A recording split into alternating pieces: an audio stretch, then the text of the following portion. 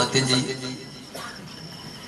ഭാര്യയുടെ ചാരിത്രശുദ്ധിയിൽ സംശയം തോന്നിയാൽ ആ സമയത്ത് ഭർത്താവ് ഗൾഫിൽ നിന്നപ്പോൾ പുറം ചാടിയിട്ടുണ്ടോ എന്നറിയാൻ സത്യം ചെയ്യാൻ കഴിയുന്ന ഒരു ഗ്രന്ഥമായി സത്യം ചെയ്യുക.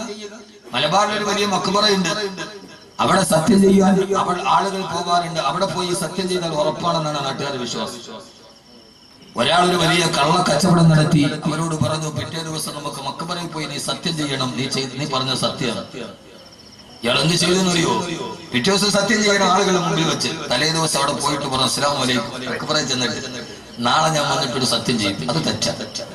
ഇപ്പൊ പറയണതാണ് കറക്റ്റ്. അപ്പൊ ഇപ്പൊ പറയുന്നതാണ് കറക്റ്റ്. നാളെ ഞാനത് പറയുമെന്ന് തിരിഞ്ഞാണ്ടാക്കണം. യഥാർത്ഥത്തിൽ നമ്മുടെ ദുനിയാവിന് വേണ്ടി നമ്മൾ കറാമത്തിനെയും ഉപയോഗപ്പെടുത്തി, വിലായത്തിനെയും ഉപയോഗപ്പെടുത്തി, ഖുർആനിനെയും ഉപയോഗപ്പെടുത്തി. എനിക്ക് പലപ്പോഴും തോന്നാറുണ്ട്, ഖുർആനിലെ 2 ആയത്തുകളാണ് നമുക്ക് പലപ്പോഴും മനഃപ്പാടമുള്ളത്. ഏത് ആളുകളോട് ചോദിച്ചാലും 2 ആയത്ത് എല്ലാവർക്കും മനഃപ്പാടമാണ്. ഒന്ന് ഇന്നല്ലാഹു യഅ്മുറു ബിൽ അദ്ലി വൽ ഇഹ്സാൻ വ ഈതാഇ ദിൽ ഖുർബ. കാരണം 2ാമത്തെ ഖുത്ബയിൽ ഖത്തീബ് ഊതുമ്പോഴാണ് സാധാരണ ഹൗദിന്റെ കരയിൽ നിന്ന് സയ്യിദ് ബുഖാരി കാദാബിടി വലിച്ചിട്ട് അകത്ത് കയറുന്നത്. അങ്ങനെ എല്ലാ വെള്ളിയാഴ്ചയും ഖത്തീബിന്റെ ഖുർആൻ ഖുത്ബ തീർന്നു നിസ്കാരം തുടങ്ങാറായി എന്ന് പീഡികത്തിലിരിക്കുന്നവൻ അറിയാനുള്ള ആയത്താണിത്. 2ാമത് എല്ലാ പുരുഷന്മാരും കാണാതെ പഠിച്ച മറ്റൊരായത്ത് ആവശ്യം വന്നാൽ 4 പെണ്ണ് കെട്ടിക്കോ. ഈ ആയത്ത് നമുക്ക് മനഃപ്പാടം.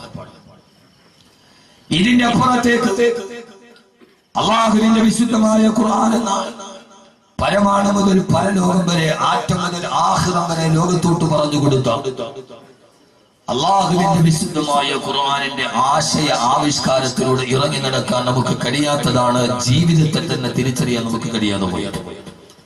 അള്ളാഹുവിന്റെ വിശുദ്ധമായ ഖുർആൻ അവതരിപ്പിക്കപ്പെടുമോ മക്കയിലെ സാഹചര്യം 4000 വർഷങ്ങൾക്ക് പുറത്ത് പ്രബോധ രീതിയിൽ പ്രബോധക ദൗത്യം നിർവഹിച്ച ഖലീലുല്ലാഹി ഇബ്രാഹിം നബി അലൈഹിസ്സലാത്തു വസ്സലാം അള്ളാഹു ഏകനാണ് എന്ന് ലോകത്തോട് പറയാൻ തൗഹീദിന്റെ ഉപാസകനായി കാലാന്തരത്തിന്റെ മുകളിലൂടെ നടന്നുപോയ ഇബ്രാഹിം നബി അലൈഹിസ്സലാത്തു വസ്സലാം പുനർനിർമ്മിച്ച കഅബാലയത്തിന്റെ മുമ്പിൽ 4000 വർഷം കഴിയുമ്പോൾ മനാത്ത ലാത്ത എന്ന പേരിൽ 330 കോടി ദൈവങ്ങളും തൗഹീദിന്റെ ഉപാസകനായ ഇബ്രാഹിം നബി അലൈഹിസ്സലാത്തു വസ്സലാമിന്റെ പ്രതിമയുണ്ടാക്കിയ കഅബാലയത്തിന്റെ പ്രഥമ കവാടത്തിലും മറുഭാഗത്ത് ഇസ്മായിൽ നബി അലൈഹിസ്സലാത്തു വസ്സലാമിന്റെ പ്രതിമ വടക്കേ കവാടത്തിൽ സ്ഥാപിച്ച് അള്ളാഹു ഏകനാണ് എന്ന് പറയാൻ വേണ്ടി വന്ന ഇബ്രാഹിം നബി അലൈഹിസ്സലാത്തു വസ്സലാമിന്റെ പ്രതിമയുടെ മുമ്പിൽ ആരാധിച്ചിരുന്ന, അള്ളാഹുവിനെ നിഷേധിച്ചിരുന്ന അബൂജഹലിന്റെ സമൂഹത്തോട് അള്ളാഹുവിനെ കുറിച്ച് പഠിപ്പിച്ചു കൊടുക്കുവാൻ ആദ്യമായി അള്ളാഹുവിന്റെ വിശുദ്ധമായ ഖുർആൻ അവതരിപ്പിക്കപ്പെടുമ്പോ പ്രവാചകൻ നബി മുഹമ്മദ് മുസ്തഫ സല്ലല്ലാഹു അലൈഹി വസല്ലം ഹിറാ ഗുഹയിൽ ധ്യാനമഗ്നനായിരിക്കുമ്പോ ആദരവായ റസൂലുള്ളാഹി സ്വല്ലല്ലാഹു അലൈഹി വസല്ലമയുടെ അടുക്കലേക്ക് അള്ളാഹുവിനെ അബൂജഹലിനെ നിഷേധിക്കുന്ന അബൂജഹലിന്റെ ബുദ്ധിമുട്ടിന് ശൈബത്തിന് മക്കാ ഖുറൈശികൾക്കും അള്ളാഹുവിനെ പരിചയപ്പെടുത്തുവാൻ വേണ്ടി ആകാശലോകത്തു നിന്ന് ദിവ്യാമൃതം പോലെ ഖുർആൻ അവതരിപ്പിക്കപ്പെടുമ്പോ ആ ഖുർആനിലൂടെ ആകാശലോകത്തു നിന്ന് കടന്നുവന്ന് ദിവ്യബോധനത്തിന്റെ വെളിപാടുമായി കടന്നുവന്ന് റൂഹുൽ അമീൻ മലക്ക് ജിബ്രീൽ അലൈഹിസ്സലാത്തു വസ്സലാം ആദ്യമായി അവതരിപ്പിച്ച പ്രഥമ സൂറത്തേതാ? അള്ളാഹുവിന്റെ ഖുർആനിൽ ആദ്യമായി അവതരിപ്പിക്കപ്പെട്ട ആദ്യത്തെ അധ്യായം ആഖിറത്തെ കുറിച്ചല്ല, സ്വർഗ്ഗലോകത്തെ കുറിച്ചല്ല, നരകത്തെ കുറിച്ചല്ല, മീസാനിനെ കുറിച്ചല്ല, സിറാത്തിനെ കുറിച്ചല്ല. അള്ളാഹുവിന്റെ ഖുർആൻ ആദ്യമായി പറയുകയാണ് ഇഖ്റാ ബിസ്മി റബ്ബിക്കല്ലദീ ഖലഖ് ഖലഖൽ ഇൻസാന മിൻ അലഖ് اقرأ وربك الأكرم الذي علم بالقلم علم الإنسان ما لم يعلم. ആദ്യമായി ഖുർആൻ അവതരിപ്പിക്കപ്പെടുമ്പോൾ വിശുദ്ധമായ ഖുർആൻ പേരെടുത്ത് പരാമർശിച്ച ആദ്യത്തെ വസ്തു ഏതാ? എല്ലാവരും പറയാറുണ്ട് ഖുർആൻ ആദ്യമായി പേരെടുത്ത് പറഞ്ഞ വസ്തു പേനയാണ്. അതൊരു മിഥ്യാധാരണയാണ്. ആദ്യമായി ഖുർആൻ പേരെടുത്ത് പറഞ്ഞ വസ്തു പേനയല്ല. അല്ലദീ ഖലഖൽ ഇൻസാന അലക്കിൽ നിന്ന് നിന്നെ സൃഷ്ടിച്ച അള്ളാഹുവിന്റെ നാമത്തിന് വായിക്കുക നബിയേ. ഏകനായ അള്ളാഹുവിനെ പരിചയപ്പെടുത്തുമ്പോ വഹദാനിയത്തിന്റെ ഉബൂദിയത്തിന്റെ റുബൂബിയത്തിന്റെ അടയാളമായ അള്ളാഹുവിനെ അബൂജഹലിന്റെ മുമ്പിൽ പരിചയപ്പെടുത്തുമ്പോ അള്ളാഹുവിന്റെ ഖുർആൻ പറഞ്ഞ കണ്ണുകൾ നിട്ട് മകൾ മേലോട്ട് നോക്കിയാൽ കാണുന്ന ആകാശത്തെ പടച്ച റബ്ബെന്നല്ല, ഭൂമിയെ പടച്ച റബ്ബെന്നല്ല, അബൂജഹലേ ഈ കാണുന്ന മഹാസമുദ്രത്തെ പടച്ച റബ്ബെന്നല്ല. അല്ലാഹുവിനെ പരിചയപ്പെടുത്താൻ ആദ്യമായി ഖുർആൻ പറഞ്ഞ വിശേഷണ പദം അല്ലദീ ഖലഖൽ ഇൻസാന മിൻ അലഖ്. യഥാർത്ഥത്തിൽ ഖുർആൻ ആദ്യം പേരെടുത്ത് പറഞ്ഞ വസ്തു പേനയല്ല. അത് ആളുകൾ വെറുതെ ഇങ്ങനെ സാക്ഷരത സാക്ഷരത എന്ന് പറഞ്ഞിട്ട് പറഞ്ഞു ഒരു ജാരിയായ സദഖ പോലെ ഒരു ജാരിയായ ഖത്തറാണ്. യഥാർത്ഥത്തിൽ ആദ്യം പറഞ്ഞ സാധനം ഖുർആൻ പേരെടുത്ത് പറഞ്ഞ സാധനം അലഖ്. അബൂജഹലിനോട് വേണമെങ്കിൽ പറയാം, അബൂജഹലെ കണ്ണു തുറന്ന് നോക്കിയാൽ കാണുന്ന ഈ ആകാശത്തെ സൃഷ്ടിച്ച അല്ലാഹ് എന്ന് പറയാം, ഭൂമിയെ സൃഷ്ടിച്ച അല്ലാഹ് എന്ന് പറയാം, ഈ പർവ്വതനിരകളെ സൃഷ്ടിച്ച അല്ലാഹ് എന്ന് പറയാം. ഇല്ല, ഇന്നേ വരെ ഒരു മനുഷ്യൻ കണ്ണുകൊണ്ട് കാണാത്ത ഒരു വസ്തുവിനെയാണ് അല്ലാഹു ആദ്യം ഖുർആനിൽ പറഞ്ഞ അലഖ്. അലഖ് എന്ന് പറഞ്ഞാൽ അതിന്റെ അർത്ഥം നമുക്ക് എല്ലാവർക്കും അറിയാം. ഡോക്ടർമാരോട് പറഞ്ഞാൽ പറയും ദ സംതിങ് വിച്ച് ഈസ് ക്ലിംഗിങ്, കടിച്ച് പിടിച്ച് തൂങ്ങിക്കിടക്കുന്ന ഒരു സാധനം. അള്ളാഹുടെ ഖുർആന്റെ മോചിതത്ത് നിങ്ങളൊന്ന് ആലോചിച്ച് നോക്കി. അലക്ക് എന്ന് പറഞ്ഞാൽ 120 ദിവസം ഉമ്മാന്റെ ഗർഭാശയത്തിന്റെ ഉള്ളിൽ പ്രായമായ ഒരു ശിശുവിന്റെ അവസ്ഥയ്ക്കാണ് അലക്കെന്ന് പറയുന്നത്. മനസ്സിലായോ? നിങ്ങളെ ഞാൻ പടപടപടപടാന്ന് പറഞ്ഞിട്ട് പോകുക, അവസാനം ഇറങ്ങിട്ട് എന്താ കേട്ടോ ഒരു വിഷയം പറയുന്നത് മനസ്സിലാക്കിയിട്ട് പോകണം. എന്ന് പറഞ്ഞാൽ ഞാനും നിങ്ങളും ഉമ്മാടെ ഗർഭാശയത്തിൽ 4 മാസം പ്രായമുള്ളപ്പോൾ നമ്മുടെ അവസ്ഥ എന്താണോ അതിനാണ് അലക്കുന്നത്. ഉമ്മാടെ ഗർഭാശയ ഭിത്തിയിൽ കടിച്ചു പിടിച്ചു തൂങ്ങിക്കിടക്കുന്ന ഒരു സാധനം. എന്തിനാണ് അല്ലാഹു ആദ്യം തന്നെ മനുഷ്യനോട് പറഞ്ഞപ്പോൾ ഉമ്മാടെ ഗർഭാശയത്തിന്റെ ഭിത്തിയിൽ നീ കടിച്ചു പിടിച്ചു തൂങ്ങിയാണ് കിടന്നത് എന്ന് ഓർമ്മിപ്പിച്ചത് എന്തിനാണ്? ഇതാണ് എന്റെ വിഷയം, ജീവിതം പൊരുതാനുള്ളത്.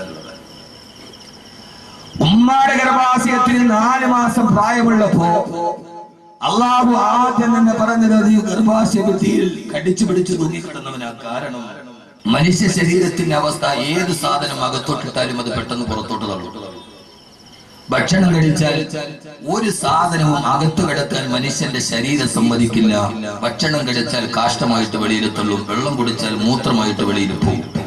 പിതാവിന്റെ മുതുകിൽ നിന്ന് ഒരു ഇന്ദ്രിയത്തുള്ളിയായി അവിടെ നിന്ന് ഉമ്മാടെ ഗർഭാശയത്തിലേക്ക് 10 സെന്റിമീറ്റർ നീളവും 8 സെന്റിമീറ്റർ വീതിക്ക് 140 ഗ്രാം തൂക്കവുമുള്ള ഉമ്മാടെ അണ്ടാശയത്തിലേക്ക് കടന്നു വന്ന് അവിടെ നിന്ന് ഗർഭാശയത്തിൽ വന്ന് നീ ഒരു ഭ്രൂണമായിട്ട് വയറ്റി കിടക്കുമ്പോ ഉമ്മാടെ ശരീരത്തിന്റെ ചിന്ത എന്താണെന്നറിയോ? ഇതിനെ എങ്ങനെയും വെളിയിൽ തള്ളിക്കളയാൻ. ഇങ്ങനെ തള്ളൽ വരിക. അതാണ് ശരീരത്തിന്റെ പ്രത്യേകത. ഉമ്മയുടെ ശരീരം പെണ്ണെ നിന്നെ കുറിച്ചാണ് ഖുർആൻ പറഞ്ഞത്. അള്ളാഹുവിന്റെ ഖുർആൻ ആദ്യം വന്ന പെണ്ണിന്റെ ഗർഭാശയത്തിന്റെ വസ്തുവിനെ കുറിച്ചാണ്. പിന്നെ ഈ ഖുർആൻ ഏത് പെണ്ണിനെ സ്വാതന്ത്ര്യം കൊടുക്കാത്തത്? ആദ്യം പറഞ്ഞ വസ്തു ഗർഭാശയത്തിൽ കിടക്കുന്ന വസ്തുവിനെ കുറിച്ച്. എന്റെ പ്രിയപ്പെട്ട ചെറുപ്പക്കാരെ, സഹോദരങ്ങളെ, മനുഷ്യന്റെ ഉമ്മാടെ ശരീരത്തിന്റെ പ്രത്യേകത നീ ഗർഭാശയത്തിന്റെ ഉള്ളിൽ കിടക്കുമ്പോ ആ കുട്ടിയെ വെളിയിലോട്ട് തള്ളുക എന്നതാണ് ശരീരത്തിന്റെ പകുതി. ആ സമയത്ത് ഉമ്മാടെ ഗർഭാശയത്തിൽ ഇങ്ങനെ ഒരു അടക്കായി കിടക്കുമ്പോ അള്ളാഹു പഠിപ്പിക്കുകയാണ്, മനുഷ്യ നിന്റെ ഉമ്മയുടെ ഗർഭാശയം നിന്നെ തള്ളാൻ വേണ്ടി പുറത്തോട്ട് തള്ളുമ്പോ ആ സമയത്ത് ആ തള്ളലിൽ വെളിയിലേക്ക് പോകാതെ ഉമ്മാടെ ഗർഭാശയത്തിലേക്ക് അടിച്ചു പിടിച്ചു തൂങ്ങിക്കിടക്കണേ.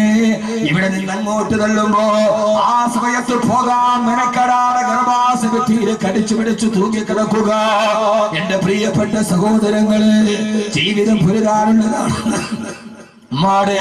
ഗർഭാശയത്തിൽ 4 മാസം പ്രായമുള്ളപ്പോ അള്ളാഹു നമ്മളെ പഠിപ്പിച്ചതാണ് ജീവിതം പുരുതാനുള്ളതാണ്, തോക്കാനുള്ളതല്ല.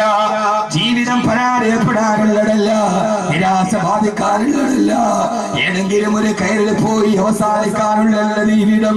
പൊന്നുമാരെ, 9 മാസങ്ങളിൽ നീ ദുനിയാവിന്റെ വെളിച്ചത്തിലേക്ക് ഇറങ്ങുമ്പോ ഇതേപോലെ 1000 ആളുകൾ നിന്നെ തള്ളി പുറത്താക്കാൻ ശ്രമിക്കുമ്പോ 1000 പ്രയാസങ്ങൾ പരീക്ഷണങ്ങൾ നിന്റെ ജീവിതത്തിലേക്ക് വരുമ്പോ ഉമ്മാടെ ഗർഭാശയത്തിൽ വെച്ച് നിന്നെ പഠിപ്പിക്കുകയാണ് ഞാൻ. ജീവിതം പുരുതാനുള്ളതാണ്. അങ്ങോട്ട് വെള്ളുമ്പോ ഇങ്ങോട്ട് മനസ്സിനാണ് ഗർഭാശയത്തിൽ കടിച്ചു പിടിച്ചു തൂങ്ങിക്കിടന്നിടുമ്പോൾ ഇനി ജീവിതം തുടങ്ങാൻ പോവുകയാ. മാരകമായ രോഗങ്ങൾ, പ്രയാസങ്ങൾ, കടങ്ങൾ, വ്യാധികൾ, വ്യാധികൾ, ആകുലതകൾ, വ്യാകുലതകൾ, 1000 പ്രയാസങ്ങളിലേക്ക് ജീവിതം കടന്നു പോകുമ്പോ തളരരുത്, ഭയപ്പെടരുത്, നിരാശയിലോട്ട് കടന്നു പോകരുത്. നിങ്ങൾ ഏത് സമയത്തും പൊരുതി ജീവിക്കേണ്ടവരാ. മരിക്കുന്നവരുടെ ജീവിതം ഒരു പോരാട്ടമാണ്. ജീവിതം തളരാനുള്ളതല്ല, ജീവിതം പോരാട്ടത്തിന്റെ രീതിയാണെന്ന് ഉമ്മാന്റെ ഗർഭാശയത്തിൽ 4 മാസം പ്രായമുള്ളപ്പോ പഠിച്ചതാണ്. പിന്നെ എന്റെ സഹോദരങ്ങള്, ഇന്ന് ലോകത്തെ ഏറ്റവും കൂടുതൽ ആത്മഹത്യ നടക്കുന്നത് ഇന്ത്യയിലാണ്. ആ ഇന്ത്യയിൽ തന്നെ കേരളത്തിലാണ്. പ്രയാസങ്ങൾ വരുമ്പോ, ബുദ്ധിമുട്ടുകൾ വരുമ്പോ തളർന്നു പോവുകയാണ് മനുഷ്യൻ. തളരരുത്, കരയരുത്, പതരരുത്. അവസാനം വരെ നിന്നെ പഠിപ്പിച്ചു വന്ന പാഠം നീ മറക്കരുത്. അല്ലാഹുവിന്റെ വിശുദ്ധ ഖുർആൻ. അതുകൊണ്ടാണ് ഞാൻ എന്റെ വിഷയത്തിന് ശീർഷകത്തിന് പേരിട്ടത് ജീവിതം പുനരാനുള്ളതാണ്. അലക്കുന്ന സാധനത്തിനെ പ്രഥമമായി പ്രതിപാദിച്ചതിലൂടെ ഖുർആൻ നമ്മളോട് പറഞ്ഞിട്ടുണ്ട്. ഏറ്റവും വലിയ ജീവിതത്തിൽ മറക്കാത്ത പെങ്ങളെ, സഹോദരങ്ങളെ, ഏത് പ്രയാസം വന്നാലും തളരരുത്. കവിൾ തടത്തിലൂടെ കണ്ണുനീര് തടം തള്ളിയാ തുടങ്ങിയാലും ആര് നിന്നെ കൈവിട്ടാലും നിനക്കൊരു ഉറപ്പില്ലയോ. സത്താറോ ഗഫാറോ വഗീഗേ എന്തോ ഏറ്റവും നിന്നോട് സ്നേഹമുള്ള നിന്റെ ഉറപ്പുണ്ടല്ലോ, ഞാനുണ്ടല്ലോ. ഉമ്മാടെ ഗർഭാശയം നിന്നെ വെളിയിലോട്ട് തള്ളിയപ്പോ ആ സമയത്ത് പുറത്തേക്ക് പോകാതെ 9 മാസവും 10 ദിവസവും നിനക്ക് അവിടെ താമസ സ്ഥലം ഒരുക്കി തന്ന ഞാനല്ലേ കൂടെയുള്ളത്. അതുകൊണ്ട് നീ തളരരുത്. ജീവിതം പുരിതാനുള്ളതാണെന്ന് അല്ലാഹുവിന്റെ വിശുദ്ധ ഖുർആൻ. അല്ലാഹു നമുക്ക് അബോധം തരട്ടെ. ജീവിതം പുരിതാനുള്ളതാണ്. അല്ലാഹു നമുക്ക് ആ ബോധം തരട്ടെ. ആമീൻ പറ മനുഷ്യന്മാരെ. അല്ലാഹു നമുക്ക് ആ ബോധം തരട്ടെ. ഇത് മനസ്സിലാക്കണമെങ്കിൽ ആമീൻ കൊണ്ടല്ലാതെ വേറൊന്നും മനസ്സിലാവൂല. മോനെ, ജീവിതത്തിൽ പ്രതിസന്ധികളും പ്രയാസങ്ങളും സ്വാഭാവികമാണ്. എന്റെ വിഷയം അതല്ല. ഈ അലക്ക എന്ന് പറഞ്ഞതിൽ തന്നെ 6 ആശയമുണ്ട് വിശുദ്ധ ഖുർആനിൽ. ഒരൊറ്റ വാക്കി അത് പറഞ്ഞാൽ തന്നെ തീരില്ല. ഇതാണ് ഖുർആൻ പഠിക്കുകയും അല്ലാഹു തൗഫീഖ് നൽകട്ടെ.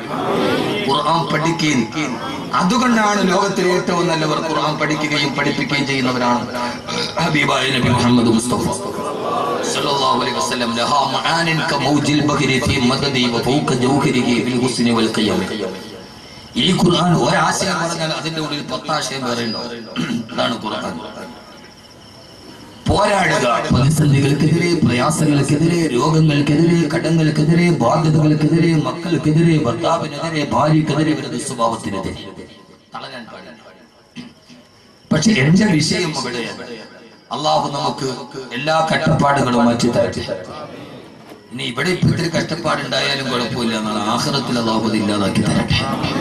ഏറ്റവും വലിയ കഷ്ടപ്പാട് നരകത്തിലാണ്.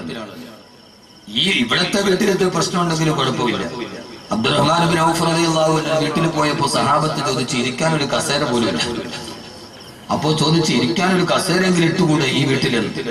ആരാ അബ്ദുറഹ്മാൻ ബിൻ ഔഫ് റളിയല്ലാഹു അൻഹു? നമുക്കറിയോ? അറിയില്ല. നമുക്കൊന്നും അറിയില്ല. നമുക്ക് ഈ ബ്രോസ്റ്റ് കോഴി ഇങ്ങനെ തിന്നാനല്ലാതെ അതിന്റെ അപ്പുറത്തേക്ക് നമ്മൾ ഇപ്പോഴും. അബ്ദുറഹ്മാൻ ബിൻ ഔഫ് റളിയല്ലാഹു അൻഹു ആരാ? ഉമ്മൻചാണ്ടി സർക്കാർ മദ്യനിരോധനം നടപ്പിലാക്കിയപ്പോൾ ആദ്യം എതിർത്തത് വെള്ളാപ്പള്ളി നടേശൻ എന്ന് പറയുന്നത്. കാരണം ആ മദ്യനിരോധനം കൊണ്ട് കേരളത്തിൽ ഏറ്റവും വലിയ നഷ്ടം വെള്ളാപ്പള്ളിക്ക് സമുദായത്തിനുമാണ്. അവരുടെ ഒരേ ഒരു വരുമാനം കള്ള് കച്ചവടം. സാമ്പത്തിക നഷ്ടം ഭയന്നിട്ടാണ് വെള്ളാപ്പള്ളി നടേശനെ എതിർത്തത്. എന്നാൽ വിശുദ്ധമായ ഖുർആനിലെ 62 അക്ഷരങ്ങൾ മദ്യനിരോധനത്തിന് ആയത്തിറങ്ങിയപ്പോൾ വെള്ളാപ്പള്ളി നടേശനേക്കാൾ വലിയ മദീനയിലെ ഏറ്റവും വലിയ അബ്കാരി കോൺട്രാക്ടറാണ് അബ്ദുറഹ്മാൻ ബിൻ ഔഫ് റളിയല്ലാഹു അൻഹു.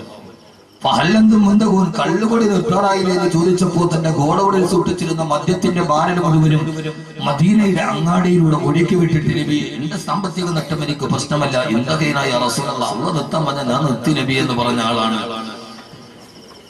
നഷ്ടവും ലാഭമൊന്നും ഇല്ല, അല്ലാഹു നിർത്താൻ പറഞ്ഞ നിർത്തി നബി എന്ന് പറഞ്ഞ ബാരൽ കണക്കിന് മദ്യം ഒരൊറ്റ ആയത്ത് കേട്ടപ്പോ ഒഴുക്കി വിട്ട ആളാണ് അബ്ദുറഹ്മാൻ ബിൻ ഔഫ് റളിയല്ലാഹു അൻഹു, മക്കയിലെ കോടീശ്വരൻ. ആ കോടീശ്വരന്റെ വീട്ടിൽ ഇരിക്കാൻ കസേരയില്ല. അപ്പൊ സഹാബത്ത് ചോദിച്ചൊരു കസേര ഇട്ടൂടെ. അപ്പോഴാണ് ബഹുമാനപ്പെട്ട സഹാബത്തിന് അബ്ദുറഹ്മാൻ ബിൻ ഔഫ് റളിയല്ലാഹു അൻഹു പറഞ്ഞത്, ഞാൻ ഇതിനകത്ത് മുഴുവൻ സാധനങ്ങളും വേറൊരു വീട്ടിലേക്ക് മാറ്റിയിരിക്കുകയാണ്. അങ്ങോട്ട് തൽക്കാലം താമസം മാറുന്ന വീട്ടിലേക്ക് ഞാൻ മാറ്റിയിരിക്കാൻ. സഹാബത്തിന്റെ കാര്യം മനസ്സിലായി. അപ്പൊ സഹാബത്ത് ഇത് ശരി തന്നെ, വേറൊരു വീട്ടിന് വേണ്ടി എല്ലാം മാറ്റി വെച്ചിരിക്കാം, ഓക്കെ. എന്നാലും വരുന്ന മനുഷ്യന് ഇരിക്കാൻ ഈ വീട്ടിലൊരു കസേര വേണ്ട.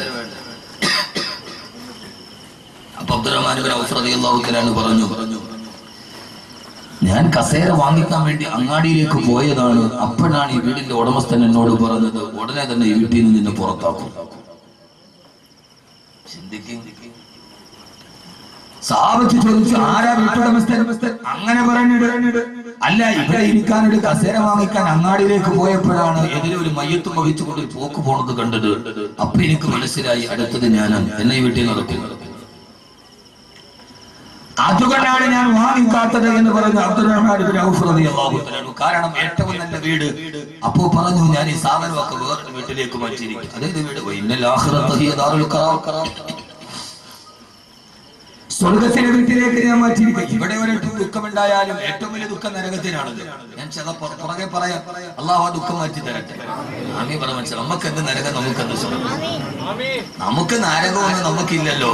പുതിയാപ്ല കാണാൻ പെണ്ണ് കാണാൻ വന്നു, പുതിയ പെണ്ണിനോട് സംസാരിച്ചു കുറെ നേരം. പുതിയ പെണ്ണ് ഓടിച്ചെന്നിട്ട് ഉമ്മാനോട് പറഞ്ഞു, ഉമ്മ ഈ കല്യാണത്തിൽ ഞാൻ സമ്മതിക്കില്ല, ഇവൻ എന്നെ കെട്ടണ്ടാവും. ഉമ്മ ചോദിച്ച, എന്തേ മോളെ? അവൻ എന്നോട് പറയാ നരകമൊന്നും ഇല്ലാന്ന് ചുമ്മാ. അപ്പൊ ഉമ്മ പറഞ്ഞു, അത്ര മോളെ, എന്നാ നീ ഇവനെ തന്നെ കെട്ടാവും. അതെന്തുമ്മ? അവൻ നരകമില്ലാന്നല്ലേ പറഞ്ഞത്? നിന്നെ കെട്ടി 10 ദിവസം കഴിയുമ്പോൾ ആരെ പറയും നരകമുണ്ടോ? അപ്പൊ യഥാർത്ഥത്തിൽ നരകമില്ല, ഉണ്ടോ ഇല്ല കാര്യത്തിൽ നമ്മൾ സന്ദേഹവാദികളാണ്. ഉണ്ടെങ്കിലും ഉണ്ട്, ഇല്ലെങ്കിലില്ല. ജവഹർലാൽ നെഹ്റു അതായിരുന്നില്ല. ജവഹർലാൽ നെഹ്റു നിരീശ്വരവാദിയായിരുന്നില്ല, സന്ദേഹവാദിയായി. ഉണ്ടെങ്കിലും ഉണ്ട്, ഇല്ലെങ്കില്ല. ഏറ്റവും പ്രധാനപ്പെട്ട കഷ്ടപ്പാട് പരലോകത്തെ. അള്ളാഹു പറഞ്ഞു, അല്ല, എല്ലാ കഷ്ടപ്പാടുകൾക്കും തിന്മകളുടെ വിഭാടകരായി നന്മയുടെ വക്താക്കളായി നിങ്ങൾ ഈ ജീവിതത്തിൽ പോരാടണമെന്ന് വിശുദ്ധ ഖുർആൻ. നമ്മുടെ വിഷയത്തിന്റെ മർമ്മപ്രധാനമായ ഭാഗത്തേക്ക് വരാൻ ഞാൻ നീട്ടി പദ്ധതി പറയുന്നില്ല. ഖൈറുൽ കലാമി മാ കല്ലാവതല്ല. അരോചകമാകും വിധം സുദീർഘമാവാത്ത അർത്ഥദ്യോതകവും ആശയ സമ്പുഷ്ടവും അർത്ഥ വൈപുല്യമുള്ള പ്രഭാഷണമാണ് അത്യുത്തമം എന്നാണ് അർത്ഥവാക്യം. യഥാർത്ഥത്തിൽ അപ്പൊ നമ്മുടെ ജീവിതം പോരാടാനുള്ളതാണ് അല്ലേ? ആണല്ലോ. ഖുർആൻ ആദ്യം തന്നെ നമ്മളോട് പറഞ്ഞു, ആരോടാ പോരാടേണ്ടത്? പോരാട്ടം തീർച്ചയായും ശത്രുവിനോട് ആണല്ലോ. മിത്രത്തിനോട് ആരെങ്കിലും പോരാടുമോ? സ്വാഭാവികമായി ഒരാളുടെ പോരാട്ടവും ഒരാളുടെ സമരവും ആരോടാ? ശത്രുവിനോട്. ആരാ നമ്മുടെ ശത്രു? പറയും, നമ്മുടെ ശത്രു ആരാ? ഇബ്ലീസ്. നമ്മളെല്ലാവരും കുറെ നാളായിട്ട് കണ്ടുവച്ചിരിക്കുന്ന റെഡിമെയ്ഡ് മറുപടിയാണിത്. നമ്മുടെ ഏറ്റവും വലിയ ശത്രു ആരാ? ഇബ്ലീസ്. നമ്മളത് പ്രതിഷ്ഠിച്ചിരിക്കുക ഇബ്ലീസിനെ. വ്യഭിചരിച്ച് വന്നവനോട് ചോദിച്ചാൽ എന്നാലും ചെയ്തിട്ട് അതാണ് ഞാൻ ചെയ്യണമെന്ന് തീരുമാനിച്ചു. ആ സമയത്ത് ഇബ്ലീസ് ചതിച്ചതാരാ? കള്ളു കുടിച്ചവനോട് എന്തേ കള്ളു കുടിച്ചത്? ഞാൻ കുടിക്കാൻ പോയതല്ല. പക്ഷേ ആ സമയത്ത് ആ ലേനത്താക്കപ്പെട്ടവൻ എന്നെ ചതിച്ചു. ഇവൻ കുടിച്ചതിൽ ഇവന് പങ്കുണ്ടോ? ഉണ്ടോ? നമ്മൾ പ്രതിഷ്ഠാസ്ഥാനത്ത് വെച്ച ഒരു സ്വാഭാവിക ശത്രുവാണ് ഇബ്ലീസ്. ആന്റി ക്ലോക്ക് വൈസ് ഘടികാരത്തിന്റെ സൂര്യൻ പുറകോട്ട് കറക്കുകയാണ് ഞാൻ എന്റെ പ്രഭാഷണത്തിൽ. യഥാർത്ഥത്തിൽ ഏറ്റവും പ്രധാനപ്പെട്ട ശത്രു ഇബ്ലീസ് ആണോ? അല്ല. പിന്നെ ആരാ? ആദ്യത്തെ ശത്രു നമ്മളാണ്. ശത്രുവിനെ കാണണമെങ്കിൽ വീട്ടിൽ പോയിട്ട് കണ്ണാടി നോക്കി. ആദ്യത്തെ ശത്രുവാരാ? ഏറ്റവും വലിയ പോരാട്ടമാരോടാ? ഏറ്റവും വലിയ പോരാട്ടമാരോടാണ് പറയണമെങ്കിൽ അല്ലാഹുവിന്റെ പ്രവാചകൻ നബി മുഹമ്മദ് മുസ്തഫ, പോരാതരവായ പ്രവാചകൻ നബി മുഹമ്മദ് മുസ്തഫ സല്ലല്ലാഹു അലൈഹി വസല്ലമയെ സഹാബത്ത് യുദ്ധം കഴിഞ്ഞ് കൈകാലുകൾ മുഴുവനും മുറിവേറ്റ് രക്തം മുഴുവനും തടം തല്ലിയാത്തൊടുകി പച്ചമാംസത്തിൽ മുറിവേറ്റ് ശരീരവുമായി സഹാബത്തുകളുടെ വീട്ടിലേക്ക് തിരിച്ചു പോവുകയാ. മാസങ്ങളായി പരിശുദ്ധമായ ദീനിന്റെ നിലനിൽപ്പിന് വേണ്ടി ജിഹാദിന്റെ പടനിലങ്ങളിൽ യുദ്ധം ചെയ്ത് കൈകാലുകളെ വെട്ടിമറിക്കപ്പെട്ട് വേദന സഹിക്കാൻ കഴിയാണ് മരുപ്പറമ്പിലൂടെ യാത്ര ചെയ്യവേ നടന്നു പോയ സഹാബത്ത് മുറിവ് കാലത്താൽ ക്ഷീണിച്ചുകൊണ്ട് മരുപ്പറമ്പിൽ വിശ്രമിക്കാനൊരുങ്ങുമ്പോ ആ സമയത്താണ് ലോകത്തിന്റെ നായകന്റെ മറുപടി വന്നിട്ട് സഹാബ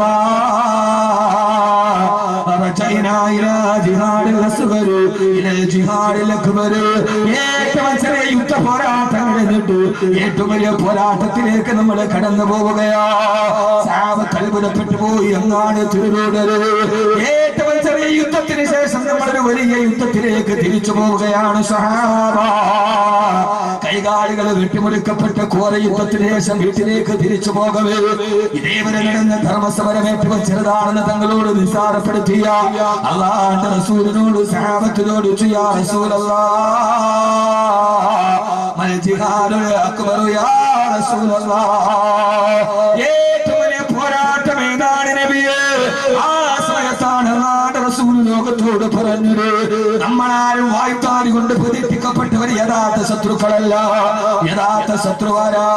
അല്ലാഹുവിന്റെ റസൂൽ പറഞ്ഞു, സഹാബാ നിങ്ങളുടെ ശരീരത്തോട് പോരാട്ടം നടത്തുക. ഏറ്റവും വലിയ ശത്രു നിങ്ങളുടെ നഫ്സാണ്, നഫ്സാണ്, നഫ്സാണ്, നഫ്സാണ്. ലോകത്തിന്റെ മുത്ത്, ആദർശത്തിന്റെ സത്ത്, ആദരവായ പ്രവാചകൻ നബി മുഹമ്മദ് മുസ്തഫ സല്ലല്ലാഹു അലൈഹി വസല്ലമ. ഒന്നാമത്തെ ശത്രുവാണെന്നറിയോ സഹോദരങ്ങളെ? ശരീരമാ. ഈ നഫ്സിനോട് ധർമ്മസമരം നടത്താൻ, അത്യാഗ്രഹത്തിന്റെ, അശ്ലീലത്തിന്റെ, ആത്മാർത്ഥതയില്ലായ്മയുടെ, ആവത്തനയുടെ ആസുരഭാവത്തിലേക്ക് ആത്മാവിന്റെ ആശ്ലേഷണത്തെ കൊണ്ടുപോകുന്ന ഈ ശരീരത്തോട് പടപൊരുടാൻ സ്വന്തം ശരീരത്തെ ഒന്നാമത്തെ ശത്രുവാ.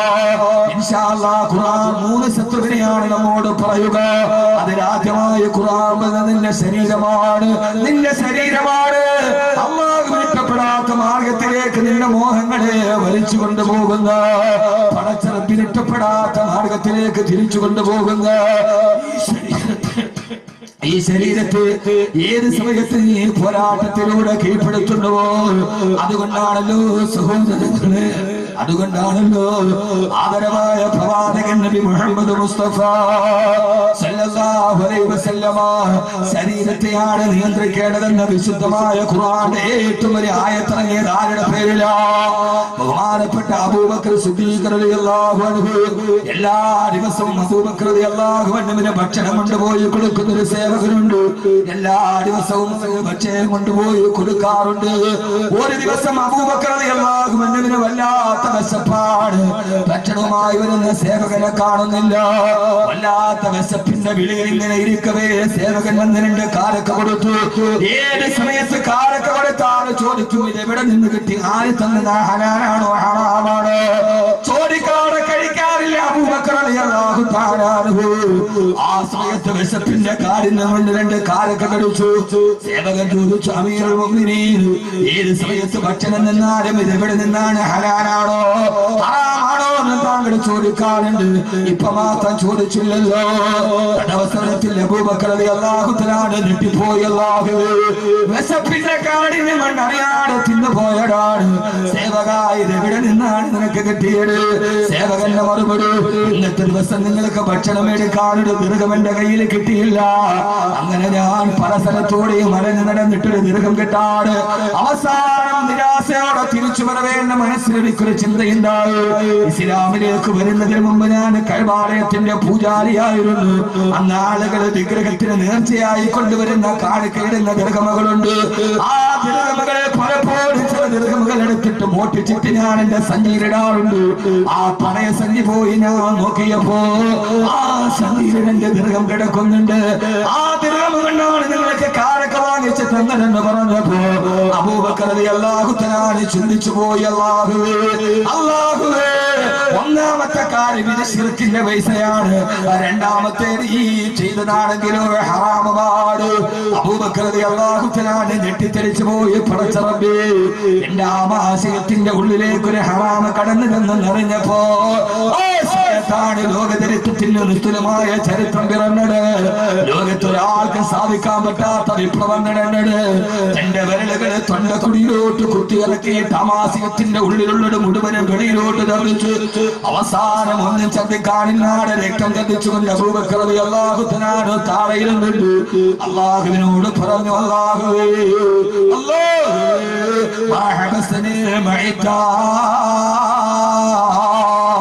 എന്റെ നഫ്സനോട് ആവശ്യപ്പെട്ടപ്പോ വിശപ്പ് കൊണ്ട് 2 കാരക്ക തിന്നുപോയി. അത് നിശ്ചിതമാണെന്നറിഞ്ഞപ്പോ കഴിയുന്നിടത്തോളം അബൂബക്കർ വെളിയിലേക്ക് ഛർദ്ദിച്ചിട്ടുണ്ട്. അല്ലാഹുവേ, എന്റെ ഞരമ്പിലോ ആമാശയത്തിലോ ഏതെങ്കിലും ഈ ഭക്ഷണത്തിന്റെ ഒരൽപ്പം പറ്റിപ്പിടിച്ചാൽ എനിക്കത് വെളിയിലേക്ക് തരാൻ കഴിയില്ല. അല്ലാഹ്, എന്റെ പ്രിയപ്പെട്ട പ്രിയപ്പെട്ട സഹോദരങ്ങളെ, തന്നെ വിശപ്പിന്റെ സമയത്ത് ചോദിച്ചപ്പോൾ എന്റെ കാരക്കൽ എന്നതിന്റെ പേര് ആ സമയത്ത് മദീനയിൽ നിന്നിട്ട് രക്തം വെളിയിലോട്ട് വരികയാ. പൊട്ടിക്കരയുമ്പോഴാണ് ആ സമയത്താണ് നഫ്സിനെ കുറിച്ചുള്ള ഏറ്റവും ന്യായത്തിറങ്ങിയത്. പൊട്ടിക്കരന്നുകൊണ്ട് രക്തം വെളിയിലോട്ട് വരുമ്പോ സഹാബത്ത് പറയുന്നുണ്ട്, അബൂബക്കർ റളിയല്ലാഹു തആല അൻഹു രക്തം ചതിച്ചു മരിച്ചു പോകുമോ എന്ന് ഞങ്ങൾ ഭയപ്പെട്ടു പോയി. ആ സമയത്താണ് രണ്ട് കാലൊക്കെ വയറ്റിനുള്ളിൽ പോയതിന്റെ പേര് രക്തം ഛർദ്ദിച്ചുകൊണ്ട് പൊട്ടിക്കരയുമ്പോഴാണ് അതാ ഗഗനലോകത്ത് നിന്ന് ദിവ്യബോധനത്തിന്റെ വെളിപാടുമായി റൂഹുൽ അമീൻ മലക്ക് ജിബ്രീൽ അലൈഹിസ്സലാത്തു വസ്സലാം വരുന്നത് നബിയേ. വഅമ്മാ മൻ ഖാഫ മഖാമ റബ്ബിഹി വനഹന നഫ്സ അനിൽ ഹവാ فإن الجنة هي المأوى وأما من خاف مقام ربه. എന്റെ പ്രിയപ്പെട്ട ചെറുപ്പക്കാരോട് പള്ളക്കുള്ളിലേക്ക് പട്ടച്ചാറായോ കറയെ ചിട്ടിപിടിച്ചത് കയറും, വെള്ളൈസി കയറും, പലിശയും കയറും, ആരെ പറ്റിച്ചതും വെട്ടിച്ചതും കയറും, വസ്തു കച്ചവടം നടത്തിയിട്ട് ഇടയ്ക്ക് നിന്നിട്ട് തോണ്ടിയിട്ട് മേടിച്ച ലാഭം കയറും. പൊന്നുമോനെ, ഏത് പള്ളക്കുള്ളിൽ പച്ചക്ക് ദഹിച്ചു പോകുന്നവനെ എന്തേ പടച്ചിറപ്പിനെ പേടിയില്ല.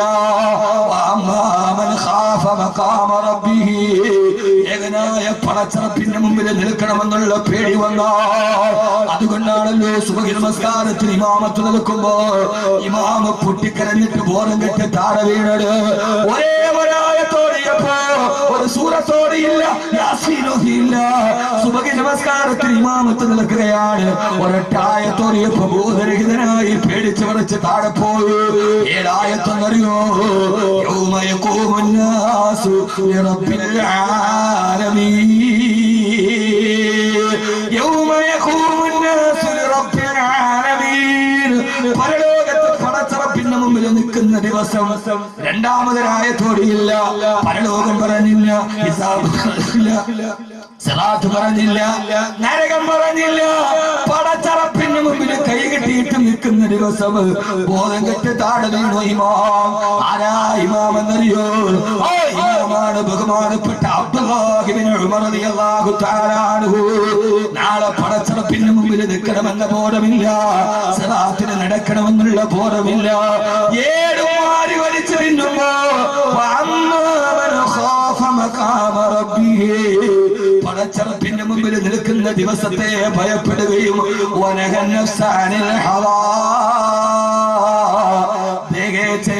സ്വന്തം ശരീരത്തെ അതിന്റെ ഇച്ഛയിൽ നിന്ന് തടഞ്ഞു നിർത്തുകയും ചെയ്താൽ അവനാണ് സ്വർഗത്തിലേക്ക് മടങ്ങിപ്പോകുന്നതെന്ന് വിശുദ്ധ ഖുർആൻ. അല്ലാഹു ബോധം തരട്ടെ. ഇതാണ് ബോധം. ഏത് ബോധം? ഇതാണ് ബോധം. ബോധം എന്ന് പറഞ്ഞാൽ ഏത് ബോധമാ? ഈ സർക്കാരിന് 2 ഭൂരിപക്ഷമേ ഉള്ളൂ, കിട്ടിയ സമയത്ത് പരമാവധി. അതല്ല ബോധം, അത് ബോധമില്ലായ്മയാണ്. ഏറ്റവും വലിയ സുബോധം എന്റെ ഉള്ളിലിത്തിരി പോയി അത് വെളിയിലോട്ട് കളയണമില്ലെങ്കിൽ പടച്ചോനെ ആമാശയത്തിപ്പോയി ഞാൻ എന്ത് ചെയ്യും? നമുക്ക് ഏത് ലഹിക്കും? ഖുർആനിലെ ഏറ്റവും വലിയ ആയത്ത് സ്വർഗത്തിലേക്കുള്ള കുറുക്കുവഴി. സ്വർഗത്തിലേക്കുള്ള കുറുക്കുവഴി പറഞ്ഞു തരട്ടെ. സ്വർഗത്തിലേക്കുള്ള കുറുക്കുവഴി പറഞ്ഞു തരട്ടെ. നിങ്ങൾ ഇന്ന് മനുഷ്യന്മാർ അലാവുദ്ദീൻ അത്ഭുത വിളക്ക് തരട്ടെ എന്ന് വെച്ചാൽ വേണ്ടെന്ന്. സ്വർഗത്തിലേക്കുള്ള കുറുക്കുവഴി നമ്മൾ എപ്പോഴും കുറുക്കുവഴിയല്ലേ നോക്കൂ. ഇപ്പൊ ഇവിടുന്ന് കൈതോടുന്ന് നേരെ നമുക്ക് പാരിപ്പള്ളിയിൽ ഇറങ്ങണം. പോണ വഴിക്ക് ഒരാൾ പറഞ്ഞു ഇതിലേ പോയാൽ 2 കിലോമീറ്റർ ലാഭമുള്ള കുറുക്കുവഴി ഉണ്ടെന്ന്. നമ്മൾ ഇതിലേ പോകും. ഇപ്പൊ പോണത് എം എ യൂസുഫിനെ ആണെങ്കിലും 2 കിലോമീറ്റർ കുറുക്ക് വഴി കിട്ടി 2 കിലോമീറ്റർ ലാഭം കിട്ടിയാൽ മിക്കവാറും 5 റുപ്യ ലാഭം കിട്ടും. എന്നാലും അങ്ങനെയല്ലേ പോകും? അല്ലേ ഞാൻ നേരെ വഴി കൂടെ പോകുള്ളൂ. അത് ജീവിതത്തിൽ തന്നെ ഉണ്ടായിട്ടില്ല, പിന്നല്ലേ ഇപ്പൊ റോട്ടിൽ കൂടെ ഉണ്ടാകുക. അങ്ങനെ ആരും പോകില്ലല്ലോ. ആരാണെങ്കിലും കുറുക്ക് വഴി, സ്വർഗത്തിലേക്ക് ഒരൊറ്റ കുറുക്ക് വഴി പറഞ്ഞിരട്ടെ. وأما من خاف مقام ربه ونهى النفس عن الهوى فإن الجنة هي المأوى.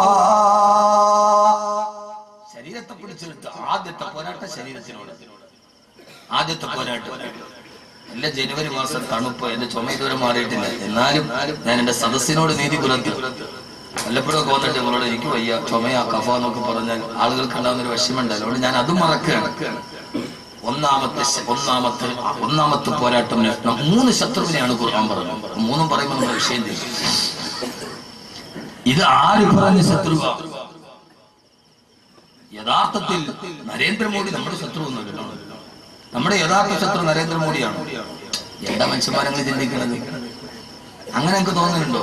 അല്ല, മോഡി വരട്ടെ വരാതിരിക്കട്ടെ, നമുക്കെന്താ. എന്നാൽ യഥാർത്ഥത്തിൽ ഇസ്ലാം ഏറ്റവും നന്നായിട്ട് വളർന്നത് ഫിറഔന്റെ കൊട്ടാരത്തിലാണ്. ഫിറഔൻ വന്നാലേ ഇസ്ലാം വളരും. അങ്ങനെയാണ്. ഫിറഔന്റെ കൊട്ടാരത്തിലാണ് ഇസ്ലാം വളർന്നത്.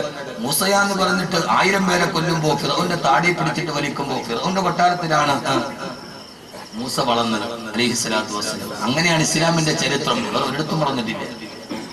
ഫിറഔൻ വന്നാലേ നമ്മൾ ആരാവും?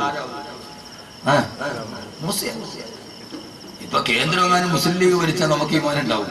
എന്ന് പേടിക്കാൻ പേരിൽ നമ്മളാണല്ലോ എന്ന് വിചാരിച്ചിട്ട് നമ്മൾ ഇരിക്കും. ഫിറഔൻ വന്നാലേ നമ്മൾ മുസ്ലിം ആവും. ഇപ്പൊ ആളുകൾക്ക് തോന്നാൻ തുടങ്ങിയിട്ടുണ്ട്, നമ്മുടെ ഇസ്ലാം ശരിയാക്കുന്നു. അതാണ് അള്ളാഹുടെ തദ്ബീർ. അങ്ങനെ തദ്ബീരിന് അവരില്ലാഹി തഖ്ദിർ. അള്ളാഹു നമ്മളെ നന്നാക്കി തരട്ടെ. മുഖം നന്നാവാത്തതിന് കണ്ണാടി എറിഞ്ഞെടുത്തിട്ട് കാര്യം. അവര് വന്നു വരാത്തതെന്നുള്ളതല്ല, നമ്മളിപ്പോഴും പിറ കണ്ടാൽ തന്നെ ഒരുത്തം കണ്ടാൽ മറ്റൊരു അടച്ചു വെക്കാം. ഞാൻ കാണൂല, എനിക്കൊന്നും വരുന്നാൾ വേണ്ട. ആ രീതിയിൽ നമ്മുടെ അവസ്ഥ വന്നിട്ടില്ല. അപ്പൊ യഥാർത്ഥത്തിൽ പ്രശ്നം ആരാ? നമ്മൾ തന്നെ. അള്ളാഹു നമ്മളെ കാത്തുരക്ഷിക്കട്ടെ. അതുകൊണ്ട് എന്റെ പ്രിയപ്പെട്ട സഹോദരിമാരെ, നമുക്ക് എല്ലാം നമുക്ക് ദഹിക്കും. ചിട്ടിപ്പൈസ ആണെങ്കിലും കുഴപ്പമില്ല, LIC ആണെങ്കിലും കുഴപ്പമില്ല, ഏത് ഹറാമാണെങ്കിലും നമുക്ക് പ്രശ്നമില്ല. അതൊക്കെ നമുക്ക് ശരീരത്തിന്റെ ഉള്ളിൽ ഒന്നാമത്തെ പോരാട്ടം ഈ ശരീരത്തോട് നടത്തണം. അള്ളാഹുവേ, നിനക്ക് ഇഷ്ടപ്പെട്ടത് എന്റെ ശരീരത്തിന്റെ ഉള്ളിൽ പോകാവൂ എന്ന് നമ്മൾ തീരുമാനിക്കണം. നാളെ സ്വർഗത്തിൽ ഒരു ദരജയുണ്ട്. 3 പേർക്ക് ആ ദരജ കിട്ടുകയില്ല. പറഞ്ഞു തരട്ടെ ആണുങ്ങളോട്? ഇങ്ങോട്ട് നോക്കും മോനെ. ആദരവായ പ്രവാചകൻ നബി മുഹമ്മദ് മുസ്തഫ സല്ലല്ലാഹു അലൈഹി വസല്ലം പറയുകയാണ്, പരലോകത്ത് 3 ദരജകളുണ്ട് സ്വർഗത്തിൽ. ആ ദരജ 3 ആളുകൾക്കല്ലാതെ 4-മതൊരാൾക്ക് കിട്ടില്ല. ഒന്നാമത്തെ ആൾ റഹ്മിന് വസൂൽ, കുടുംബ ബന്ധങ്ങളെ ചേർക്കുന്ന ആൾ. സഹോദരൻ പിണങ്ങിപ്പോയി, വാപ്പ് പിണങ്ങിപ്പോയി, പെങ്ങൾ പിണങ്ങിപ്പോയി, ആ പിണക്കത്തിന്റെ വാരത്തിൽ നിൽക്കുന്നവരല്ല. അതിർത്തി തർക്കത്തിന്റെ പേരിൽ ആങ്ങൾ പെങ്ങന്മാരും വാപ്പയും മക്കളും മിണ്ടാതിരിക്കലല്ല. കുടുംബ ബന്ധങ്ങളെ ചേർക്കുന്നവര് അവനാണ് സ്വർഗത്തിലെ ഏറ്റവും വലിയ ദറജ. മറ്റൊരാൾക്ക് കിട്ടില്ല. അല്ലാഹു ബന്ധങ്ങളെ ചേർക്കാൻ തൗഫീഖ് നൽകട്ടെ. നമ്മൾ ബന്ധങ്ങളെ ചേർക്കാൻ 1 2 നമുക്ക് ബന്ധം വലുതാണ്. ബന്ധം ചേർക്കാത്തവർ സ്വർഗത്തിലെത്തൂല. തഴമ്പുണ്ടായിട്ട് കാര്യമില്ല. തഴമ്പ് തക്കവയുടെ അടയാളമല്ലല്ലോ.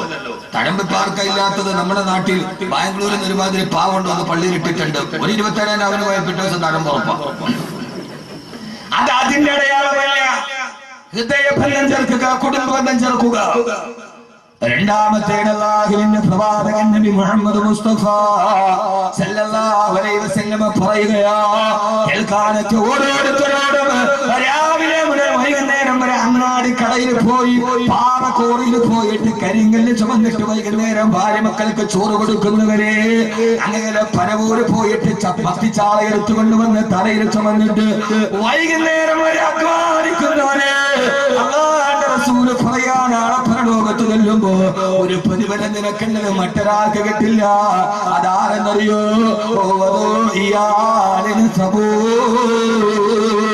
കടബാധ്യത ഏറെയുണ്ട്, കഷ്ടപ്പാട് ഏറെയുണ്ട്, രോഗങ്ങൾ ഏറെയുണ്ട്. പക്ഷെ ഇന്നേവര് സ്വന്തം ഭാര്യ മക്കൾക്ക് ഹറാമ് കൊടുക്കാത്ത പ്രിയപ്പെട്ട ഗൃഹനാഥൻ, അവന് പ്രശ്നങ്ങളേറെയുണ്ട്, കടബാധ്യതയേറെയുണ്ട്. പക്ഷെ ഇന്നേവരെ അധ്വാനിച്ചതല്ലാതെ അവന്റെ ഭാര്യ മക്കളുടെ വയറ്റിനവൻ ഹറാമിനെ കൊടുത്തിട്ടില്ല. പൊന്നുമോനെ, ലോട്ടറി എടുത്താലും കിട്ടും, അറബിയെ പഠിച്ചാലും കിട്ടും. അത് നിന്റെ ഭാര്യ മക്കൾക്ക് കൊടുത്താൽ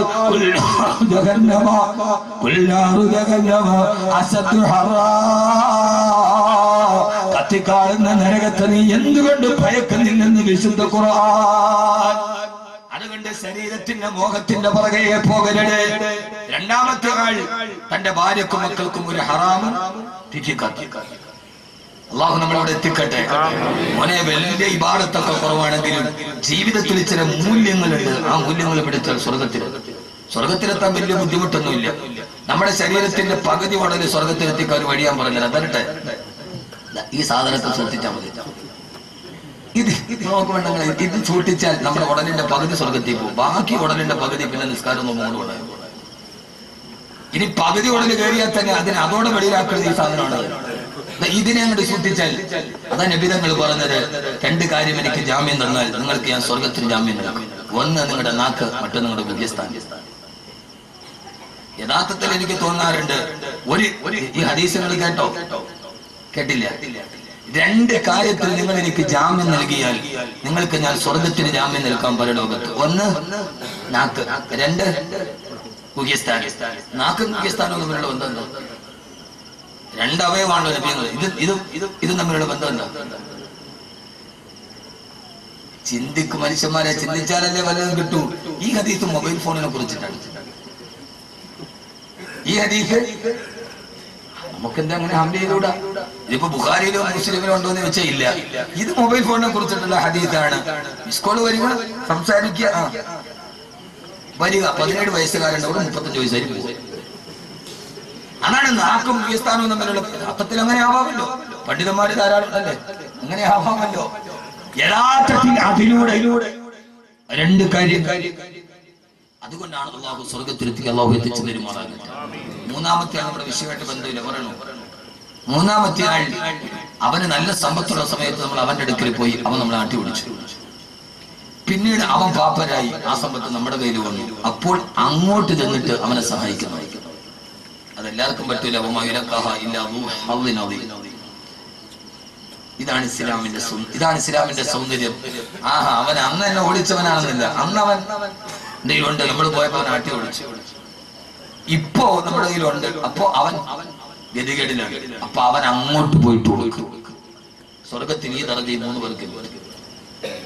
അതുകൊണ്ട് എന്റെ പ്രിയപ്പെട്ട സഹോദരങ്ങളോട് സഹോദരിമാരോട്, ജീവിതത്തിൽ ശരീരത്തിൽ നഫ്സിനെ പിടിച്ചു കെട്ടിയവർക്കാണ്, നഫ്സിനോട് പോരാടിയവർക്കാണ് അള്ളാഹു സ്വർഗം കൊടുത്ത്. അള്ളാഹു സ്വർഗം തരട്ടെ. ഒന്നാമത്തെ ശത്രു നമ്മൾ എത്തിയിട്ടില്ല, സമയം തീരാറ്. അള്ളാഹു ആ സിഫത്ത് നമുക്ക് നൽകട്ടെ. എന്റെ പ്രിയപ്പെട്ട സഹോദരിമാരോട്, നഫ്സിനെ പിടിച്ചു കിട്ടിയവർക്ക് വളരെ പ്രധാനപ്പെട്ട ഒരു ഹദീസ് ഞാൻ നിങ്ങളോട് ഓർമ്മിപ്പിക്കുകയാ. ആദരവായ പ്രവാചകൻ നബി മുഹമ്മദ് മുസ്തഫ സല്ലല്ലാഹു അലൈഹി വസല്ലം പറയുകയാ, സലാസത്തുൽ 3 വിഭാഗം ആളുകൾ, സലാസത്തുൽ 3 വിഭാഗം ആളുകൾ ലാ യൻദുറുല്ലാഹു ഇലൈഹിം യൗമൽ ഖിയാമ. നാളെ പരലോകത്ത് അവർ പടച്ചറപ്പിന് മുമ്പിൽ പോകുമ്പോൾ അല്ലാഹുവിന്റെ മുഖത്തേക്ക് നോക്കുകയില്ല. വലാ യദ്ഖുലൂനൽ ജന്ന ഹത്താ യലിജൽ ജമലു ഫീ സമ്മിൽ ഖിയാം. സൂര്യക്കൊടയിലൂടെ ഒട്ടകം അതിന്റെ മറുകര കടന്നാലും ഇവര് സ്വർഗത്തിൽ പോകുന്ന പ്രശ്നമേ ഇല്ല. വളരെ ഭയാനകരമായ ഹദീസാണ്. പ്രത്യേകിച്ച് എന്റെ പ്രിയപ്പെട്ട സഹോദരിമാരോട്, എന്റെ പ്രിയപ്പെട്ട സഹോദരിമാരോട്, ഈ ശരീരത്തിന്റെ ആട്ടത്തോട് വിട പറയുക, ഈ ശരീരത്തിന്റെ മോഹത്തോട് വിട പറയുക. ഏറ്റവും വലിയ ശരീരത്തിന്റെ മോഹത്തിന്റെ പുറകെ പോകല്ല പെങ്ങള്, ഔറത്ത് മറക്കാതെ നടക്കല്ല പെങ്ങള്. പച്ച പരിഷ്കാരിയുടെ ജീവിതം നമ്മുടെ ജീവിതത്തിൽ വരല്ല പെങ്ങള്. അല്ലാഹുവിന്റെ റസൂല് പറയാ, 3 വിഭാഗം ആളുകൾ നാളെ പരലോകത്ത് ചെന്നാൽ പടച്ചറപ്പവന്റെ മുഖത്ത് നോക്കില്ല. സൂര്യക്കുടയിലൂടെ ഒട്ടകം അപ്പുറത്ത് പോയാലും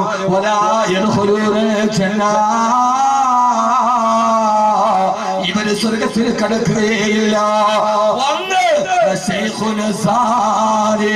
വൃദ്ധനായ വ്യഭിചാരി, വൃദ്ധനായ വ്യഭിചാരി താടി നരച്ചു, തലമുടി നരച്ചു, പക്ഷേ ശരീരത്തിന്റെ ഇതിനോടുള്ള ഒടുക്കത്ത മോഹം നിന്നിട്ടേയില്ല. മനസ്സിലായോ? താടി നരച്ചു, തലമുടി നരച്ചു, താടി തലമുടി നരച്ചു. ഇപ്പം മിക്കാലും നരയ്ക്കൂല, അത് ഗോദ്രേജിന്റെ മഹത്വനാണ്, അല്ലാതെ നരയ്ക്കാനിട്ടല്ല. യഥാർത്ഥത്തിൽ ശരീരത്തിന് ഒരു മോഹമൊക്കെ ഉണ്ടാവും, സ്വാഭാവികമാണ്. ഒരു കാര്യം മനസ്സിലാക്കിക്കോണം, തെറ്റുകൾക്ക് പല പ്രതിഫലമാണ്. ഒരാൾ വിവാഹത്തിന് മുമ്പേ തെറ്റ് ചെയ്താലുള്ള ശിക്ഷയല്ല വിവാഹം കഴിഞ്ഞ് തെറ്റ് ചെയ്താൽ ഇരട്ടിയ. 40 വിവാഹം കഴിഞ്ഞ് തെറ്റ് ചെയ്താൽ 40 വയസ്സ് വരെ തെറ്റ് ചെയ്താൽ 3 ഇരട്ടി. ഒരാൾ 40 കഴിഞ്ഞിട്ട് തെറ്റ് നിർത്തിയില്ല 4 ഇരട്ടി ശിക്ഷ. 60 കഴിഞ്ഞിട്ട് നന്നായില്ലെങ്കിൽ പിന്നെ അവന്റെ കാര്യം പോകാം. ഓരോ പ്രായത്തിന്റെ ശിക്ഷ ഓരോ ശിക്ഷ. 60 ആകുമ്പോ അവന്റെ ഈ ശരീരത്തിന് മോഹമാണ്. നഫ്സ് എന്താ പറയാ? ഈ മോഹത്തിന് അവൻ കടിഞ്ഞാണിട്ടിട്ടില്ല. രണ്ടാമത്തെ പറയട്ടെ മനുഷ്യന്മാരെ, 2, 3. രണ്ടാമത്തേത് പെണ്ണ് കേൾക്കുക, മൂന്നാമത്തേത് ആണ് കേൾക്കുക. ഇത് പറയാതിരിക്കാൻ കാര്യമില്ല. രണ്ടാമത്തേത് മറ്റാരുമല്ല,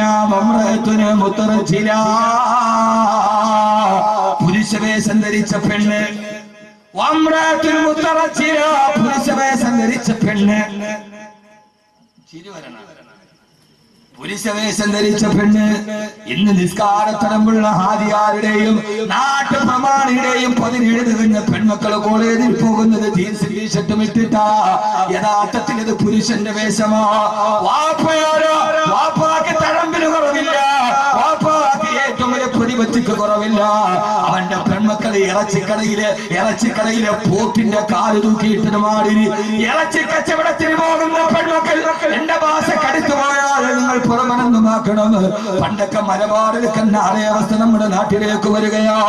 ഓരോ കല്യാണത്തിന് ഓഡിറ്റോറിയത്തിന് പോകുമ്പോ വിവാഹച്ചന്തയിൽ മത്സ്യ ബുദ്ധിയോടെ കോടികൾ എറിഞ്ഞ് പകിട കളിക്കുന്ന സമുദായത്തിന് ആർഭാട കല്യാണത്തിന്റെ നടുവിൽ തീർച്ചയായിട്ടുമിട്ട് ഈ പെൺമക്കൾ മുഴുവനും അടിഞ്ഞാടുമ്പോ പൊന്നുമോളെ നാളെ പരലോകത്ത് നീ പോയി നിൽക്കുമ്പോ പടച്ചറപ്പ് നിന്റെ മുഖത്തേക്ക് നോക്കുകയില്ല. അല്ലാഹു അവരോട് സംസാരിക്കില്ല. പടച്ചറപ്പ് അവരെ മുറന്നു കളയുമെന്ന്. എന്ന് മാത്രമല്ല, നീ സ്വർഗത്തിലേക്ക് കടക്കില്ല. 1, 2 പുരുഷവേഷം ധരിച്ച പെണ്ണ്. അല്ലാഹു ബോധം തരട്ടെ. നോക്ക് മനുഷ്യന്മാരെ, അല്ലാഹു ബോധം തരട്ടെ. ഏതാണ് പുരുഷന്റെ വേഷം? ഇപ്പൊ നമ്മുടെ പെണ്ണുങ്ങളിടുന്ന ഒരു വേഷമുണ്ട്. പറയാതിരിക്കൊരു നിവർത്തിയില്ല. നിങ്ങൾക്ക് എന്നെ തുറച്ചു നോക്കേണ്ട ഒരു കാര്യമില്ല. എന്നെ തുറഞ്ഞു നോക്കണ്ട. പറഞ്ഞു തന്നെ പറയാനല്ലോ. ഇപ്പൊ ഒരു സൈസ് വേഷമുണ്ട് നമ്മുടെ പെണ്ണുങ്ങൾക്ക്. അതൊരുമാതിരി വലിയ ടൈപ്പ് വസ്ത്രമാണ്. അത് കാലോട്ട് അങ്ങോട്ട് വെക്കിയിട്ടാ മതി. എന്താ അതിന്റെ പേര്? പേരെന്താ? കഷ്ടം മുത്തക്കിങ്ങൾ അറിഞ്ഞൂടാ, പാവങ്ങൾ. നിങ്ങൾ ഇതിന് ഉടനോട് സ്വർഗത്തില്ല. ഇനിയിപ്പോ നിങ്ങൾക്ക് എന്തിനാ വാദം പറയുന്നത്? നിങ്ങൾ അത്രയും വലിയ മുത്തക്കിങ്ങൾ ആരാ ഉള്ളത്? ഒരു ബനിയന്റെ വസ്ത്രം, ബനിയൻ പാന്റ് അതങ്ങോട്ട് കയറിയിട്ടിട്ടാൽ നമ്മുടെ ഇറച്ചിക്കടയിലൊക്കെ പോത്തിന്റെ കാല് തൂക്കിയിട്ടത് മാതിരി അവളുടെ തൊടയുടെയും കാലിന്റെയും വടിവതേ പിടിവാണ്. എന്റെ പേരെന്താ?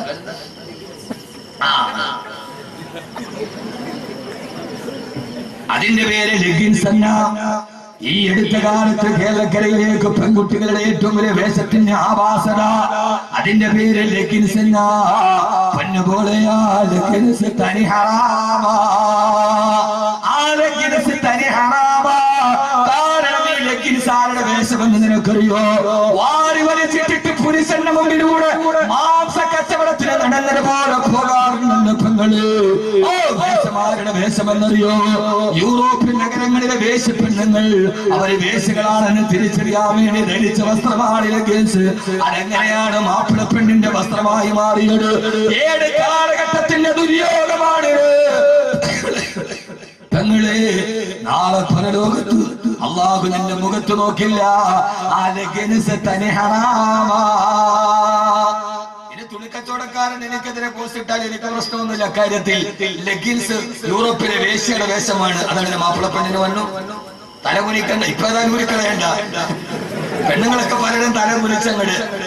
ഇതിപ്പോ പർദ്ദന്റെ ഉള്ളിലാണെങ്കിൽ വലിയ പ്രശ്നമില്ല. പക്ഷെ ഇതിട്ടിട്ട് ഒരു ടീഷർട്ട് ഇട്ടിട്ട് നടക്കുക കണ്ടിട്ടില്ല? ഏതാണ്ട് മിക്ക മുസ്ലിം പെണ്ണുങ്ങളുടെയും അവസ്ഥ ഇന്നിപ്പോ ഇതാണ്. ജീൻസ് ടീഷർട്ട് ഇടുക.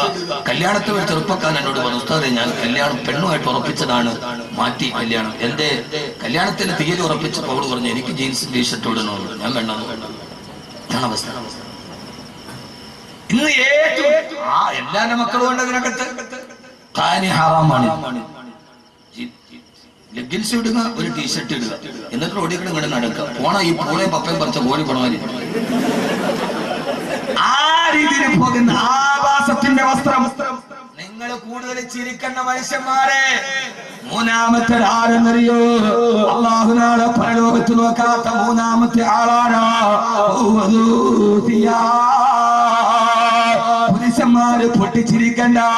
തന്റെ ഭാര്യ ഇങ്ങനെയൊക്കെയാണ് നടക്കുന്നതെന്ന് അറിഞ്ഞിട്ടും, അല്ലാഹ് ഇഷ്ടപ്പെടാത്ത രീതിയിലാണ് തന്റെ ഭാര്യ പെൺമക്കളെ നടക്കുന്നതെന്ന് അറിഞ്ഞിട്ടും അത് നിസ്സാരമായി കാണുന്ന ഭർത്താവ്. മൂന്നാമത്തെ തന്റെ ഭാര്യയും തന്റെ പെൺമക്കളും ഇങ്ങനെയാണ് നടക്കുന്നതെന്നറിയാം. എന്നിട്ട് കാലം ഇതല്ലേ ഉസ്താദേ എന്ന് പറഞ്ഞ് അതിനെ ലാഘവത്വത്തോടെ കാണുന്ന ഭർത്താവ്. ഈ കോഞ്ഞാങ്കടിയാനോട് പറഞ്ഞു നിന്റെ ഭാര്യ മക്കൾ ഇങ്ങനെ നടക്കണേന്ന്. അവൻ പറഞ്ഞു കാലം ഇതൊക്കെയല്ലേ.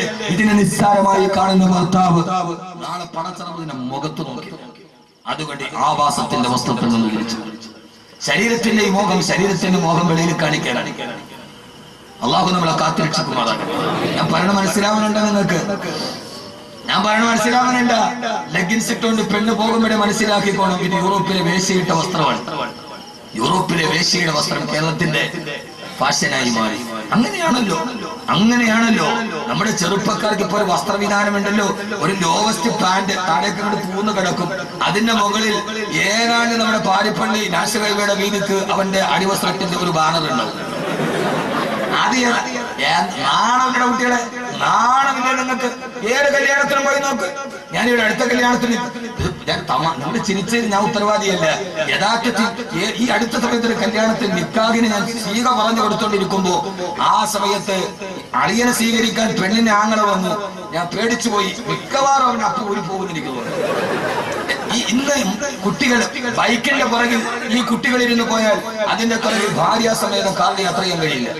കാരണം ബൈക്കിന്റെ പുറകിൽ നിൽക്കുന്ന ചെറുപ്പക്കാരുടെ വസ്ത്രം, അവന്റെ അടിവസ്ത്രം മേപ്പോട്ടാവുക, അവന്റെ പാന്റ് താഴെയൊക്കെ ടൈറ്റ് ആയി കിടക്കുന്ന ഒരു പാന്റ് ഇട്ടത് എങ്ങനെ കയറ്റിയിടുന്ന അറിഞ്ഞുകൂടാ. പ്ലംബർമാരും അതിന് PVC പൈപ്പ് ചൂടാക്കിയിട്ട് കയറുമാനില്ല. ആ സാധനം കയറ്റിയിടുക. എന്നിട്ട് ഇത് ആരുണ്ടാക്കിയ വസ്ത്രമാണ്? ചെറുപ്പക്കാരെ കുട്ടികളെ ഇല്ല, ഞാനിപ്പോ 10 പേരെ ഇതിൽ നിന്ന് ഇതാരുണ്ടാക്കിയ വസ്ത്രമാ? ലണ്ടനിലെ ജയിലുകളിൽ സ്വർഗരതിക്കാരായ ചെറുപ്പക്കാർ സ്വർഗരതിക്കാരാണ് എന്ന അടയാളത്തിൽ ധരിച്ച വസ്ത്രമാണ് ഈ വസ്ത്രം. ഈ വേശ്യകളുടെയും സ്വർഗാനുരാഗികളുടെയും വസ്ത്രം നിന്റെ ഫാഷനായി മാറി. ആദ്യമായിട്ട് അടിവസ്ത്രം മേപ്പോട്ടും വസ്ത്ര കീപ്പോട്ടുമാക്കിയത് ലണ്ടനിലെ ജയിലുകളിൽ, പാശ്ചാത്യന്റെ ജയിലിൽ താമസിച്ച അവിടുത്തെ സ്വർഗാനുരാഗികൾ നിങ്ങൾ സ്വർഗരതിയുടെ താല്പര്യമുള്ളവരാണ് എന്ന് പറഞ്ഞ ആ സിംബോളിക്കാണ് ഇന്ന് നമ്മുടെ മക്കൾ. നിങ്ങളുടെ മക്കൾ ഇത് ഇടണോ വേണോ നിങ്ങൾ തീരുമാനിക്കും. ഞാൻ പറഞ്ഞല്ലോ, ഞാൻ ഒരു വാത് പറയാൻ വന്നെങ്കിൽ കാര്യങ്ങൾ പറയാനാണ്. അല്ല കബറും കഫങ്ങനെയും പറഞ്ഞിട്ട് നിങ്ങളെ കരയിപ്പിക്കാനാണെങ്കിൽ എനിക്ക് വളരെ എളുപ്പമുണ്ട്. അത് കേട്ടിട്ട് കരയാൻ നമ്മുടെ കൽബിന് കഴിയാത്തതാണ് എങ്ങനെയായിട്ട്.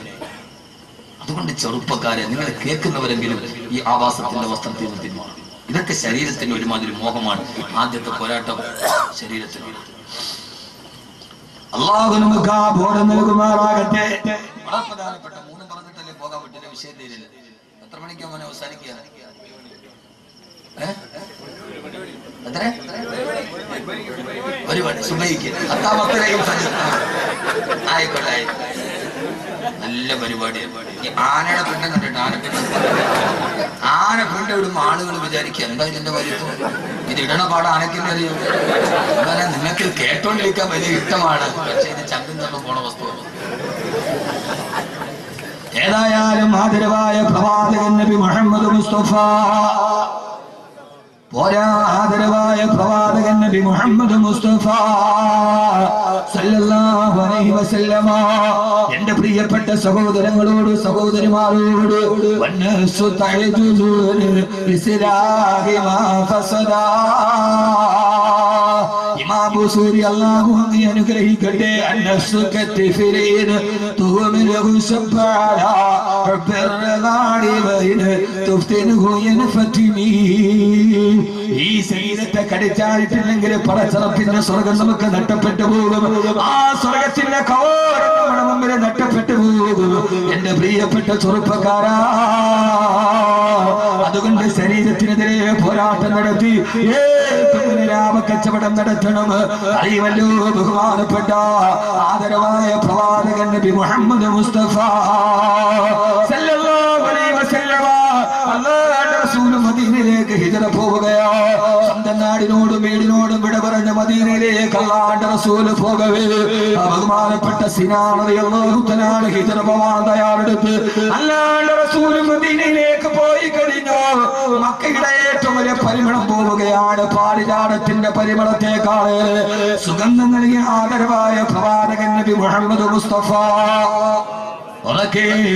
ആദരവായ പ്രവാചകൻ നബി മുഹമ്മദ് മുസ്തഫ സല്ലല്ലാഹു अलैहि वसल्लम ये खेती के घर घर आकर हलीमा मेरा दिल में खैरुल वरा आ गया है ये खेती के घर घर आकर हलीमा मेरा घर में खैरुल वरा आ गया है. മദീനയുടെ മറുഭാഗത്തുള്ള പട്ടിണി വീട്ടിലുണ്ട്. മക്കത്തേക്ക് ഒരു കുട്ടിക്ക് പാല് കൊടുക്കാൻ പോയപ്പോ പട്ടിണി പാപമായ ആമിനയുടെ പൊന്നുമോനിനെ മുത്തിനെ മാറിയെടുത്ത് മടിത്തട്ടിലെത്തി മദീനയിലേക്ക് തിരിച്ചു വരവേ സ്വന്തം മടിത്തട്ടിലേക്ക് പ്രിയപ്പെട്ട പൊന്നുമോനെ മലത്തിക്കിടത്തി മുലപ്പാല് കൊടുക്കുമ്പോ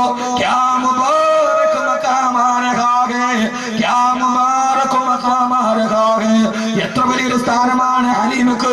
പിന്നെ ഹലീമ ചരിത്രത്തിന്റെ ഏറ്റവും വലിയ പ്രകൃതിയുടെ നായകനെ മുലയൂട്ടി വളർത്തുന്ന സഹോദരങ്ങളെ ഹലീമത്തെ സരിയാണ് മടിയിൽ കിടന്ന് മുലയൂട്ടുമ്പോ ആദരവായ പ്രവാചകൻ നബി മുഹമ്മദ് മുസ്തഫ സല്ലല്ലാഹു അലൈഹി വസല്ലമ മുലകുടി പ്രായത്തിൽ പോലും ഒരേ ഒരു സ്ഥലത്ത് നിന്നല്ലാതെ പാല് കുടിച്ചിട്ടേയില്ല.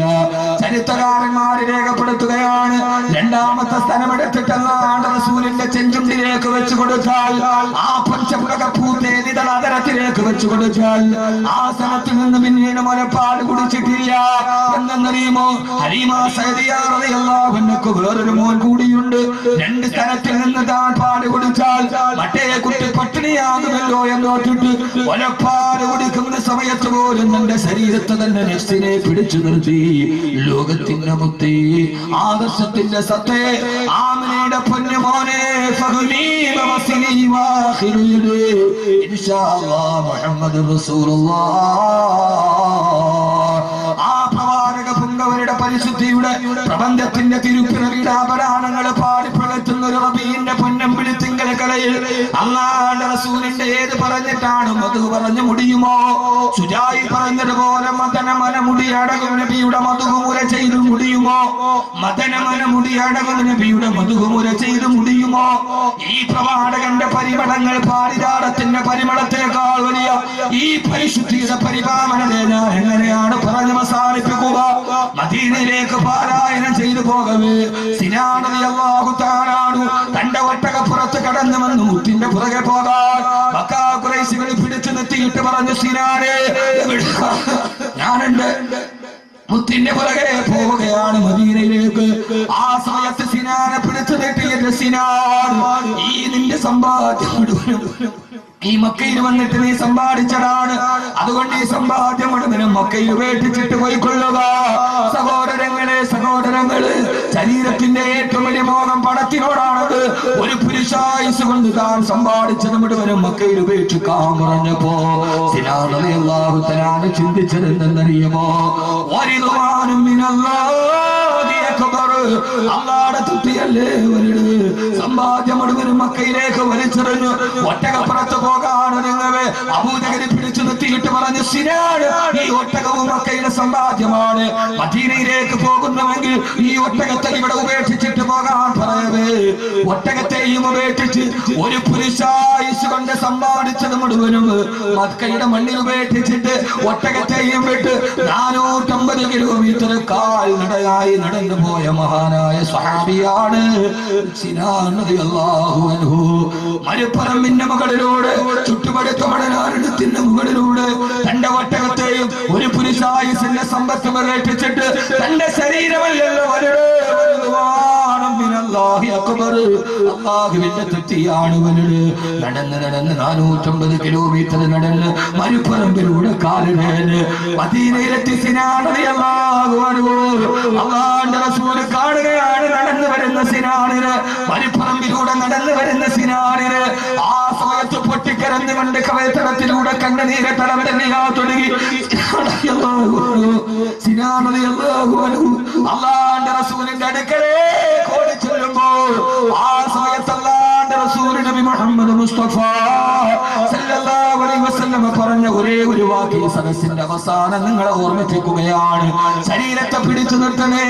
അല്ലാഹുവിന്റെ റസൂൽ പറഞ്ഞു, സിനാനെ സിനാനെ, ഒരു പുരുഷായുസിന്റെ സംബന്ധം തന്റെ ഏകമാർഗമായ ഒട്ടകവും വലിച്ചെറിഞ്ഞ് അല്ലാഹുവിന്റെ റസൂലിന്റെ റിസാലത്തിന്റെ ഭൂമേനിയുടെ പുറകെ നടന്ന സിനാൻ റളിയല്ലാഹു അൻഹു പൊട്ടിക്കരഞ്ഞുകൊണ്ട് കയ്യിലൊന്നുമില്ലാതെ വരവേ അല്ലാഹുവിന്റെ റസൂൽ പറഞ്ഞു, സിനാനെ സിനാനെ സിനാനെ തിജാറതുക യാ സിനാൻ. ലോകചരിത്രത്തിൽ ഇതേപോലെ ഒരു വാക്ക് കേട്ടിട്ടില്ല. അല്ലാഹുവിന്റെ റസൂൽ പറഞ്ഞു, സിനാനെ തിജാറതുക യാ സിനാൻ, തിജാറതുക യാ സിനാൻ. സിനാനെ, നീ ഇന്ന് ചെയ്ത കച്ചവടം നിന്റെ ജീവിതത്തിന്റെ ഏറ്റവും ലാഭകരമായ കച്ചവടമാണ് സിനാൻ. സിനാൻ റളിയല്ലാഹു തആല നെട്ടിത്തെറിച്ചു പോയി നബിയെ. ഒരു പുരുഷായുസ് കൊണ്ട് സമ്പാദിച്ചത് മുഴുവനും മക്കയിൽ വലിച്ചെറിഞ്ഞിട്ട് വെറും കൈയോടെ വരുമ്പോ എനിക്കിന്ന് നഷ്ടമാണ് നബിയെ, നഷ്ടമാണ് നബിയെ. അഖിലത്തിന്റെ സമസ്താവേ, ഇത് ഹൃദയത്തിന്റെ കണക്ക് മുട്ടുന്നവന് മനസ്സിലാവില്ല. പിന്നെങ്ങനെ എന്റെ കച്ചവടം ലാഭമാകും നബിയെ? ആ സമയത്താണ് അല്ലാഹുവിന്റെ റസൂൽ പറഞ്ഞത്, സിനാനെ, അല്ലാഹുവിന്റെ തൃപ്തിക്ക് വേണ്ടി, പടച്ചിറപ്പിന്റെ തൃപ്തിക്ക് വേണ്ടി നിന്റെ ശരീരത്തിന്റെ മോഹമായ സമ്പത്തിനെയും ഒട്ടകത്തെയും ഉപേക്ഷിച്ചിട്ട് വെറും കൈയോടെ മക്കയിൽ നിന്ന് മദീനയിലേക്ക് നീ വരാനൊരുങ്ങവേ ആകാശത്തിൽ നിന്ന് ജിബ്രീൽ വന്നു, സിനാൻ നിന്റെ പേരിലായി തുടങ്ങി സിനാൻ വെറും കൈയുമായി മക്കയിൽ നിന്ന് വെളിയിലോട്ടിറങ്ങുമ്പോ നിന്റെ പേരിലായി തുടങ്ങി സിനാൻ. എന്തേ നബിയേ? ആ സമയത്താണ് അല്ലാഹുവിന്റെ റസൂൽ ഓതി കേൾപ്പിച്ചത്, വമിനൻ നാസി മയ്യശ്രീ നഫ്സഹു ബിത്തിഗാ മർളാത്തില്ലാഹ് വല്ലാഹു റഊഫും ബിൽ ഇബാദ്. വമിനൻ നാസി, ചില മനുഷ്യരുണ്ട്, അല്ലാഹു നമ്മളെ അതിന് പെടുത്തുമാറാകട്ടെ. എന്റെ പ്രിയപ്പെട്ട ചെറുപ്പക്കാരാ, ശപിക്കപ്പെട്ട നിഷ്ക്രിയത്വത്തിന്റെ ഇരുണ്ട ദുരിതങ്ങളുടെ ചിന്താശേഷി പണയപ്പെടുത്തി അന്ധവിശ്വാസത്തിന്റെയും വിരാരാധനയും പള്ളിമേടകൾ ഉറക്കം നടച്ച് ഏതെങ്കിലും പെണ്ണുപോയി ചുംബനത്തിന് വിളിച്ചാൽ അവളുടെ പവിടാതരങ്ങളിൽ എന്റെ ചുണ്ടു ചേർത്ത് വെച്ചിട്ട് ജീവിതത്തിന്റെ രതിസുകരം പകരുന്ന ചുംബന സമരത്തിന്റെ ആധുനിക വറ്റാക്കലല്ല. ഒരു വിഭാഗം ചെറുപ്പക്കാരുണ്ട്, അവരേത് ചെറുപ്പക്കാരെന്നറിയോ? ചൂണ്ടിക്കാണിക്കുന്ന എതിരാളിയുടെ പള്ളയിലേക്ക് പിച്ചാത്തിപ്പിടി കുത്തിക്കയറ്റുന്ന ക്ഷുഭിത യൗവനമല്ല, പിന്നെയോ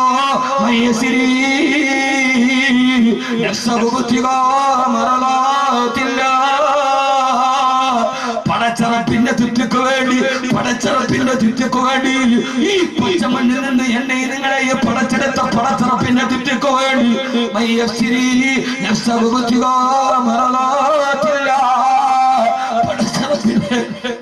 പടച്ചറപ്പിന്റെ ചുറ്റക്ക് വേണ്ടി അവര് സ്വന്തം ശരീരത്തെ വിത്തപന നടത്തിയവരാ. അവരാരാ? പടച്ചറപ്പിന്റെ തൊത്തിക്ക് വേണ്ടി അവരുടെ നഫ്സിനെ, ഏറ്റവും വലിയ ശത്രുവിനെ അവർ വിൽപ്പന നടത്തി. ഇതാണ് ഏറ്റവും വലിയ ലാഭ കച്ചവടം. അല്ലാഹു തരട്ടെ. റബീഅത്തുക യാ സിനാൻ, സിനാനെ നിന്റെ കച്ചവടം ഏറ്റവും വലിയ ലാഭമാകും. നമ്മുടെ മുമ്പിലോ നഷ്ടമാണ്. ഏറ്റവും നല്ല ശത്രുവിനെ വിൽപ്പന നടത്തി എനിക്ക് വേണ്ട, എന്നിട്ട് ഏറ്റവും നല്ല മിത്രത്തെ വാങ്ങിച്ചു. ഏറ്റവും നല്ല മിത്രമാരാ? ആദ്യത്തെ ഏറ്റവും വലിയ പ്രഖ്യാപിത ശത്രുവിനെ വിറ്റു, എന്നിട്ട് പകരം എന്ത് വാങ്ങിച്ചു? നമ്മൾ സാധാരണ പറയില്ലേ, ഇത് കൊടുത്തിട്ട് കടിക്കണ പട്ടിയെ മേടിച്ചു. എന്താ എന്റെ തുടക്കം? ഒരു പഴഞ്ചൊല്ല് പറയില്ല, എന്തോ കൊടുത്തിട്ട് പട്ടിയെ വാങ്ങിച്ചു, കടിക്കണ പട്ടീനെ. അങ്ങനെയല്ല. കയ്യിരുന്ന കാശ് കൊടുത്തിട്ട് കടിക്കണ പട്ടീനെ വിളിച്ചു. വഫീ റിവായത്തിൻ ഉഖ്റ, വേലിയിലിരുന്ന് തോളിനെടുത്തു, വേലിയിലിരുന്ന് പാമ്പിനെടുത്ത് തോളി വെച്ചു. ഇതങ്ങനെയല്ല. ഏറ്റവും വലിയ ശത്രുവിനെ കൊടുത്തിട്ട് ഏറ്റവും നല്ല മിത്രത്തെ വാങ്ങിച്ചു. ഏറ്റവും നല്ല മിത്രമാരാ? നമ്മളോട് ഏറ്റവും സ്നേഹമുള്ളതാരോട്? നമ്മുടെ ഭാര്യയ്ക്ക് ആണോ? നമുക്ക് നമ്മളോട് ഏറ്റവും സ്നേഹമുള്ളത് ആർക്കാ? നമ്മുടെ ഭാര്യയ്ക്ക്, കൂട്ടുകാർക്ക്. നീ ഒരു തെറ്റ് ചെയ്താൽ എന്റെ കൂട്ടുകാരോട് 4 പേരോട് പറയില്ലേ? പറയില്ലോ. നമ്മളവൻ ഉദ്ദേശിച്ച പോലെ നീ ഒരു തെറ്റ് ചെയ്താൽ നിന്റെ ഭാര്യ കണ്ടോണ്ടിരിക്കോ? നീ ഭാര്യ ഇല്ലാത്ത സമയത്ത് വീട്ടിലെ വേലക്കാരിയുമായി കിടപ്പുറം കിട്ടും. അറിയാതെ ഭാര്യ ഇത് കാണാൻ ഇടയായി. ഭാര്യ വാതിലിന് മോളിൽ നിന്നിട്ട് അല്ലാഹു അറിയാതെയാണ് ഇതൊക്കെ സംഭവിക്കുന്നത്. ഇല്ലല്ലോ.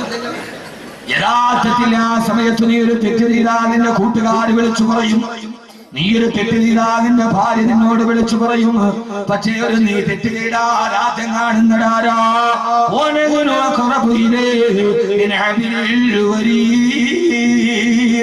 കണ്ണനരമ്പിനേക്കാൾ അടുത്തിരിക്കുന്ന അള്ളയല്ലേ കണ്ടത്? അള്ള കണ്ടിട്ടല്ലേ ഭാര്യ കണ്ടത്? അള്ള കണ്ടിട്ടല്ലേ കൂട്ടുകാര് കണ്ടത്? പക്ഷെ അള്ള കണ്ടിട്ടും അള്ളയത് വെളിവാക്കിയില്ലല്ലോ.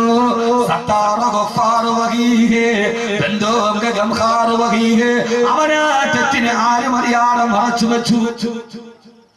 അല്ലേ? കാരണം എന്താ? ഇന്ന റബ്ബീ കരീബും വദൂദ്. എന്റെ റബ്ബ് ഏറ്റവും അടുത്തവനാണെങ്കിലും വദൂദ്, അവൻ എന്നോട് ഏറ്റവും സ്നേഹമുള്ളവനാ. വദൂദ് എന്ന് പറഞ്ഞാൽ ഏറ്റവും സ്നേഹമുള്ളവൻ. അപ്പോ ശത്രുവിനെ വിട്ടിട്ട് മിത്രത്വം വാങ്ങിക്കും. അള്ളാഹു തൗഫീഖ് നൽകട്ടെ, അള്ളാഹു തൗഫീഖ് നൽകട്ടെ. അപ്പൊ ജീവിതത്തിന്റെ ആദ്യത്തെ ശത്രു നഫ്സ്, അതിനെ പോരാടുക. അള്ളാഹു തൗഫീഖ് നൽകട്ടെ. മനുഷ്യന്മാരെ അള്ളാഹു തൗഫീഖ് നൽകട്ടെ, അള്ളാഹു തൗഫീഖ് നൽകട്ടെ. നഫ്സിനെ എന്റെ വിഷയം പറ്റുന്നപോലെ അവസാനിപ്പിക്കാൻ അള്ളാഹു ആ ബോധം തരട്ടെ. കാരണമേടാ ഏറ്റവും സ്നേഹമുള്ളത് അള്ളാഹുവിനാ. ഈ ശത്രുവിനെ വിട്ടാൽ കിട്ടുന്നത് മിത്രത്തെയല്ലേ? ആ മിത്രം കൂടെ ഉണ്ടെങ്കിൽ പേടിക്കുന്നത് എന്തിനാ? തലയും കുലിക്കുമെന്ന് ആനപ്പടയെ ചെറിയ ഒരു കല്ലുകൊണ്ട് ഓടിച്ചവനല്ലേ അല്ലാഹ്? അവനല്ലേ കൂടെയുള്ളത്? പിന്നെ ആരെ പേടിക്കാനാ? പിന്നെ ഏത് സുരേഷ് ഗോപി വന്നാലുണ്ട്, അവന്റെ അപ്പൂപ്പ വന്നാലുണ്ട്, എടാ മോനെ പിന്നെ ആര് വന്നാലുണ്ട്? ആരാ കൂടെയുള്ളത്? അബ്രഹത്തിന്റെ ആനപ്പടയെ ഒരു ചെറിയ കരിങ്കല്ല് കൊണ്ട് ഓടിച്ചവനല്ലേ അല്ലാഹ്? ആനപ്പടയും അബ്രഹത്തും ഓടിയപ്പോ മക്കയിലെ കൊച്ചുകുട്ടികളെ ആനപ്പടയെ നോക്കിയിട്ട് കളിയാക്കി പാടിയില്ലേ? അയിനല്ലിലാഹു വല്ലിലാഹു താലിബു വല്ലരനമുൽ മഗ്ലൂബു ലൈസൽ ഗാലിബു. ചരിത്രത്തിൽ കാണാം, അബ്രഹത്തിന്റെ ആനപ്പട ആകാശത്തുനിന്ന് വെട്ടുകിളി എറിഞ്ഞ കല്ലുകൊണ്ടോടുകയാണ്. ആനയെ എറിഞ്ഞോടിച്ചതാരാ? വെട്ടുകിളി. വെട്ടുകിളിയുടെ കയ്യിലിരുന്നിട്ട്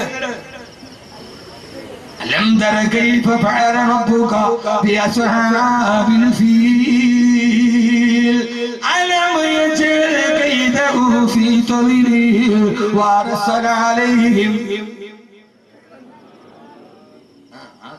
എന്തിനെന്നറിയ എനിക്കറിയാഞ്ഞിട്ടില്ല. ഈ വെറുതെ ഇരിക്കണ്ട. ഈ തൊയ്റൻ അമാബി നോക്കിയാൽ ഇപ്പൊ തന്നെ 800 നന്മ കിട്ടി. ശരിയില്ല, തൊയ്റൻ അമാബി നോക്കിയാൽ ഇപ്പൊ തന്നെ 800 നന്മ കിട്ടി. അപ്പൊ ചുമ്മാ ഇരിക്കണ സമയത്ത് ഇത് ഓതിയാൽ മിസാൻ എന്ന ത്രാസിലേക്ക് ഇച്ചിരി നന്മ ഏതായാലും ഉണ്ടാവും. മർമ്മം നോക്കി പ്രയോഗിക്കുന്നവനാണ് അഭ്യാസി. ഇപ്പൊ ആഹാരമില്ലാതെ വേറെ ചിന്തയില്ലതാണ്. ഈ സമയത്ത് ഓതിയാൽ അതിന് 8000 നന്മ കിട്ടും. തൊയ്റൻ അമാബി ترميهم بحجارة من سجيل فجعلهم كعصف مأكول. ആകാശത്തൂടെ പറക്കുന്ന ഈ വെള്ളിന്റെ നാലിലൊന്ന് വലിപ്പമില്ലാത്ത വെട്ടുകിളിയുടെ വായിലൊതുങ്ങിയ കല്ല്. അപ്പൊ ആ കല്ല് എത്ര ഉണ്ടാവും? വെട്ടുകിളി നകത്തി കല്ലത്തിന്റെ നാലിലൊന്നേ ഉള്ളൂ. അപ്പൊ അതിന്റെ വായിലൊതുങ്ങുന്ന കല്ല് എത്ര ഉണ്ടാവും? ആ കല്ല് താഴേക്ക് വന്നപ്പോ വൈക്കോൽ കൂട്ടം ചിതറുന്നത് പോലെ ചിതറിയോറി ആനപ്പട. ഈ ആനപ്പട ഓടുന്നത് കണ്ടപ്പോ മക്കയിലെ തെരുവ് കുട്ടികളെ കൈയടിച്ച് പാടിയതാണ് അയിനല്ലിലാഹു വല്ലിലാഹു താലിബു വല്ലരനമുൽ മഗ്ലൂബു ലൈസൽ ഗാലിബു. എന്തേ മുറിമൂക്കൻ രാജാവ് തോറ്റുപോയി. ഈ അബാബീലെറിഞ്ഞ കല്ല് അബ്രഹത്തിന്റെ മൂക്കിൽ വീണിട്ട് മൂക്ക് മുറിഞ്ഞുപോയി. അബ്രഹത്തിന്റെ മൂക്കിലാണ് ഇവിടെ മൂക്ക് മുറിഞ്ഞു പോയി. അങ്ങനെയാണ് വല്ല അറന്നമൽ മഗ്ലൂബ്. മൂക്കില്ല രാജ്യത്തെ മുറിമൂക്കൻ രാജാവ് അങ്ങനെ ഉണ്ടായതാണ്. അത് അബ്രഹത്താണ്. മൂക്കില്ല രാജ്യത്തെ മുറിമൂക്കൻ രാജാവ് അല്ലേ? ഖുർആൻ പറയാത്ത മൂക്കില്ല രാജ്യത്തെ മുറിമൂക്കൻ രാജാവ് അങ്ങനെ ഉണ്ടായത് എന്ന് നിങ്ങൾ വിചാരിച്ചോളി. നമ്മുടെ ഖുർആനല്ലേ, എന്താ അങ്ങനെ ആയിക്കൂടെ? മലയാളത്തില് KPSCയുടെ നാടകം ഉണ്ടല്ലോ, നാരായണത്ത് ഭ്രാന്തൻ. എന്താ നാരായണത്ത് ഭ്രാന്തൻ? അത് നിങ്ങൾക്ക് അറിഞ്ഞു. നിങ്ങൾ മുഴുവൻ മുത്തക്കിങ്ങളാ. KPSCയുടെ പഴയ നാടകമാണ് നാരായണത്ത് ഭ്രാന്തൻ. ഞാൻ കണ്ടിട്ടുണ്ട്. എന്താ പറയുന്നത്? ഞാൻ 7ാം ക്ലാസ്സിൽ പഠിക്കുമ്പോഴാണ് കാനാർ ഫുട്ബോൾ ഗ്രൗണ്ടില് KPSCയുടെ നാടകം. നാരായണത്ത് ഭ്രാന്തൻ, കല്ലിയങ്കാട്ട് നീലി, പിന്നെ പറഞ്ഞിട്ടുണ്ടല്ലോ നമ്മുടെ താഴെപ്പുഴയിലെ കണ്ടിട്ട് നമ്മുടെ അയലോക്കക്കാരാ, നിങ്ങളെ അയലോക്കക്കാരാ. അപ്പോ അന്ന് ഞാനത് പോയി നാരായണത്തുപ്രാന്തം കണ്ടു. എന്താ നാരായണത്ത് ഇത് നോക്ക് കുട്ടികള്, ഈ ഇരിക്കുന്ന ആഫ്രിക്കനായ കുട്ടികൾ പഠിക്കുന്നത് മരിക്കാൻ ഓതാനുള്ള കിതാബാണ്. നമ്മൾ തെറ്റിദ്ധരിച്ചു പോകണ്ട. ഇത് വെക്കുമ്പോ മുത്താനും എടുക്കുമ്പോ പിന്നെ 3 പ്രാവശ്യം മുറിച്ചു മുത്താനും അല്ല. ഈ സാധനം KPSCയുടെ നാരായണത്തുപ്രാന്തം. ഞാനൊരു ഒരു ഒരു ഒരു ഗവേഷണത്തിന്റെ വാതിൽ തുറന്നു തരികയാണ്. ഒരു വാതിൽ തുറക്കണം, ഇവിടെ നിങ്ങൾ കടന്നു നോക്കിക്കൊള്ളുക. നാരായണത്തുപ്രാന്തൻ ആരാ? രാവിലെ മുതൽ വൈകുന്നേരം വരെ മലയുടെ മുകളിലോട്ട് കല്ല് ഉരുട്ടി കയറ്റും. അവിടെ എത്തിക്കഴിഞ്ഞാൽ അത്രയും നേരം ചവിട്ടി കയറ്റിയ കല്ല് അവിടെ ഉരുട്ടി താഴോട്ട് വിട്ടിട്ട് ഇതല്ലേ നാരായണത്തുപ്രാന്തൻ ആണല്ലോ. അത് കണ്ടിട്ട് കേരളത്തിന്റെ സാഹിത്യ ചരിത്രത്തിൽ ഇത്രയും വലിയൊരു കഥാപാത്രം ഇല്ലെന്നാണ് കാളിദാസ് കൃഷ്ണനായർ എഴുതിയത് അല്ലേ. എന്നാൽ മോനെ ഇത് എവിടെ നിന്നാ? ഖുർആൻ പറയുന്നുണ്ട്, വലാ തകൂനു കല്ലതീ നഖലത ഗസിലാ മിൻ ബഅദി ഖുവ്വത്തിൻ അൻകാഹാ. രാവിലെ മുതൽ വൈകുന്നേരം വരെ നൂല് നൂറ്റിട്ട് വൈകുന്നേരം ആ നൂറ്റ നൂല് തിരിച്ചു കിടക്കുന്ന പെണ്ണിനെ പോലെ നിങ്ങളാവാൻ പാടില്ല.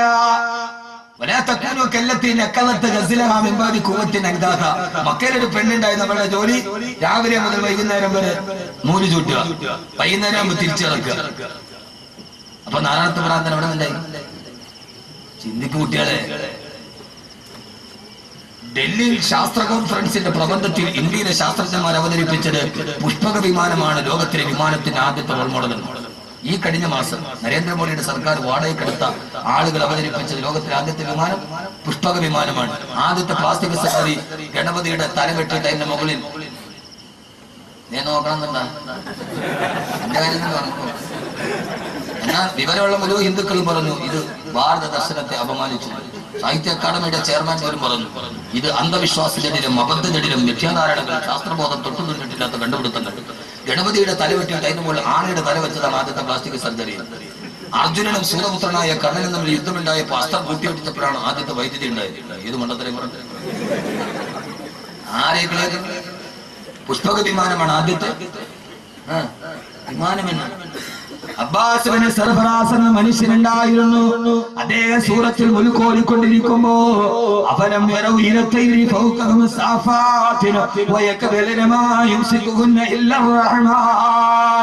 ആകാശത്തിലൂടെ പറന്നു പോകുന്ന പക്ഷികളെ കണ്ടിട്ടില്ലേ?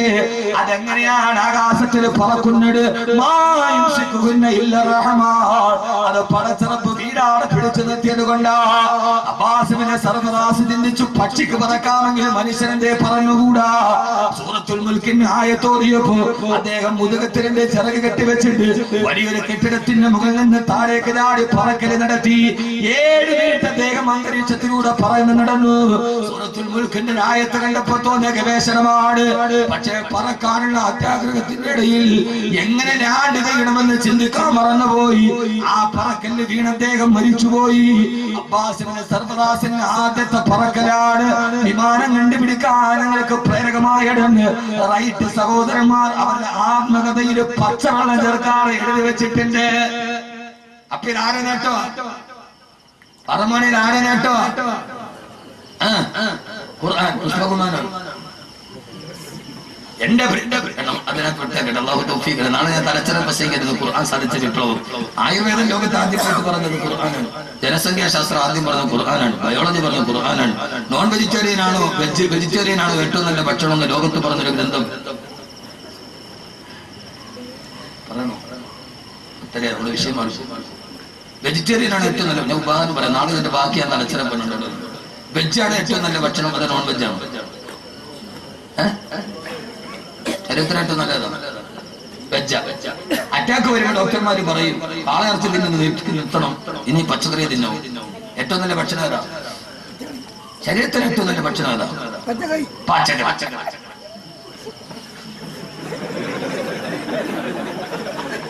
ഇപ്പൊ അത് പറയണ കാര്യം ഇനിയിപ്പോ ഇറച്ചി തിന്നാൻ ദഹിക്കില്ല. എന്താ വെജിറ്റേറിയൻ? ഏറ്റവും നല്ല ശരീരത്തിന് നല്ല ഭക്ഷണം വെജിറ്റേറിയനാണ്. നാം പറയുമ്പോ ഖുർആൻ പറയാണ് മൂസാ നബി ബനു ഇസ്രായേലിനെ കൊണ്ട് പോകവേ അവർക്ക് അല്ലാഹു മണ്ണും സെൽവയും ഇറക്കി കൊടുത്തു. എന്താ മണ്ണും സെൽവ? മാ തറഞ്ചബീനു വതൈറു സുമാന. കാടപ്പച്ചിയുടെ ഇറച്ചിയും കട്ടിത്തേനുമാണ്. ഇറച്ചിയും തേനും മുക്കി തിന്നപ്പോ നന്ദി കെട്ട ബനൂ ഇസ്രായേൽ പറഞ്ഞു, ഞങ്ങൾക്ക് ഈ നോൺ വെജിന്റെ ഭക്ഷണം വേണ്ട. ഏ മൂസാ നബിയേ, ഏ മൂസാ നബിയേ, മിമ്പക്കിനികാവ കിത്തായികാവ ഭൂമികാവ അദസികാവ ബസലിക, ഇനി ഞങ്ങൾക്ക് പയറുമണിയും ഗോതമ്പ് സവാളയും പച്ചക്കറിയും മതി. ആ സമയത്ത് നോൺ വെച്ച് കൊടുത്തപ്പം വെച്ച് മതി എന്ന് പറഞ്ഞ ബനൂ ഇസ്രായേലിനോട് മൂസാ നബി പറഞ്ഞ ഒരു വാക്ക് ഖുർആൻ പറയുന്നുണ്ട്, അത്തസ്തബ്ദിലൂനല്ലദീ ഹുവ അദ്നാ ബില്ലദീ ഹുവ ഖൈർ. ഏറ്റവും മുന്തിയ ഭക്ഷണം തന്നിട്ട് ഏറ്റവും ലോക്കൽ ഭക്ഷണം നിങ്ങൾ ചോദിച്ചു വാങ്ങുകയാണോ? അപ്പൊ ഏറ്റവും മുന്തിയ ഭക്ഷണം ഏതാ? തിരിച്ചു പറഞ്ഞ ഏറ്റവും മുന്തിയ ഭക്ഷണം ഏതാ? നോൺ വെജാണ്. ഏറ്റവും താഴ്ന്ന ഭക്ഷണം വേണ്ട, വെജാണ്.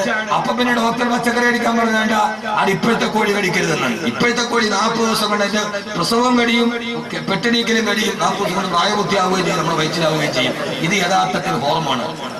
എന്നാൽ നല്ല നാടൻ കോഴി വെച്ച് ഉപ്പാപ്പ ഇപ്പോഴെനിക്ക് കാരണം എന്താ? ഇത് ചിരിക്കാനല്ല കുട്ടികളെ, ഖുർആൻ പഠിക്ക്. ചെറുപ്പക്കാരെ ധാരണ എന്താ? ഇതേതോ പഠനം ഗ്രന്ഥം മൂല്യാരും മുക്കറി ഓതാൻ പോയതാണ്. അല്ല മോനെ, ഇത് ശാസ്ത്ര ഗ്രന്ഥമാണ്. നാളെ തലച്ചെറിയിൽ അതാണ് വിഷയം. അള്ളാഹു ബോധം തരട്ടെ. ഞാനെല്ലാം പറഞ്ഞേനെ. എത്ര ശാസ്ത്രങ്ങൾ നമ്മൾ ലോകത്തെ കുറിച്ച് പറയുമ്പോ 120 കോടി.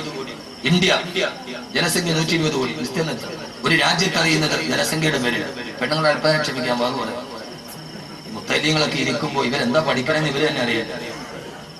എന്റെ പൊന്നുമോനെ, എന്താ പറഞ്ഞ ജനസംഖ്യ 120 കോടി. ഇപ്പോഴും നിങ്ങൾ പച്ചക്കറി കടക്കുക, അതൊക്കെ കഴിഞ്ഞ് നമ്മൾ പോയി പച്ചക്കറി കഴിഞ്ഞ് പരച്ചക്കൂടെ കഴിഞ്ഞ് നമ്മളിപ്പോ തിരുവനന്തപുരത്തെത്തി. ഇങ്ങോട്ട് നോക്കി, യഥാർത്ഥത്തിൽ ജനസംഖ്യയാണ് ഇന്ത്യയുടെ ജനസംഖ്യ 120 കോടി.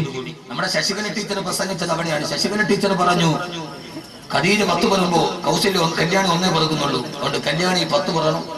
എന്നാൽ അല്ലെങ്കിൽ ഇന്ത്യയിൽ മുസ്ലിമീങ്ങൾ ഭൂരിപക്ഷമാകും, ന്യൂനപക്ഷമായി ഹിന്ദുക്കൾ ഒലിച്ചു പോകുന്നതാണ്. ശശികല ലോകത്തെ ഏറ്റവും വലിയ കള്ളം പറഞ്ഞു. ശശികല പറഞ്ഞ പച്ചക്കള്ളം, ശശികല പറഞ്ഞ പച്ചക്കള്ളമാണ്. കാരണം കല്യാണി ഖദീജ 10 വെച്ചു, കല്യാണി 4 പെട്ടുള്ളൂ. ഇനി മുസ്ലിം ഭൂരിപക്ഷം വർദ്ധിക്കും എന്നാണ് ശശികല ടീച്ചർ പറഞ്ഞത്.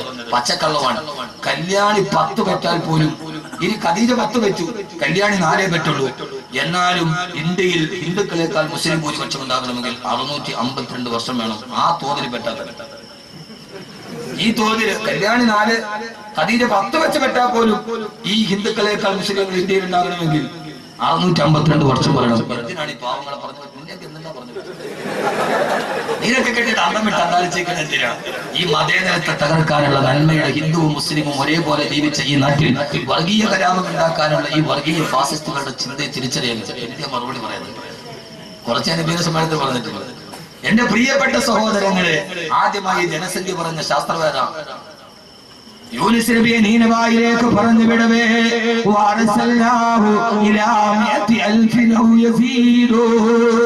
യൂനുസ് നബിയെ ഞാൻ പറഞ്ഞു വിട്ടത് 1 ലക്ഷം വരുന്ന ജനസംഖ്യയിലേക്കാണെന്ന് വിശുദ്ധ ഖുർആൻ. ഇതറിയാത്തതിൽ ഉംറവിസക്കാരനുണ്ട്. 100,000 1 ലക്ഷം. നീനവയിലെ ജനസംഖ്യ 1 ലക്ഷം. ഇനി നമുക്ക് തുടർന്ന് പഠിക്കാം. ഈ ഖുർആൻ ഇങ്ങനെ ഉള്ളത് കൊണ്ടാണ് ലോകത്തിലെ ഏറ്റവും വലിയ ഇസ്ലാമിന്റെ ശത്രുക്കൾ ഖുർആനിനെ തകർക്കാൻ ശ്രമിച്ചത്. ഇനി നമ്മുടെ രണ്ടാമത്തെ ശത്രു ആരാ?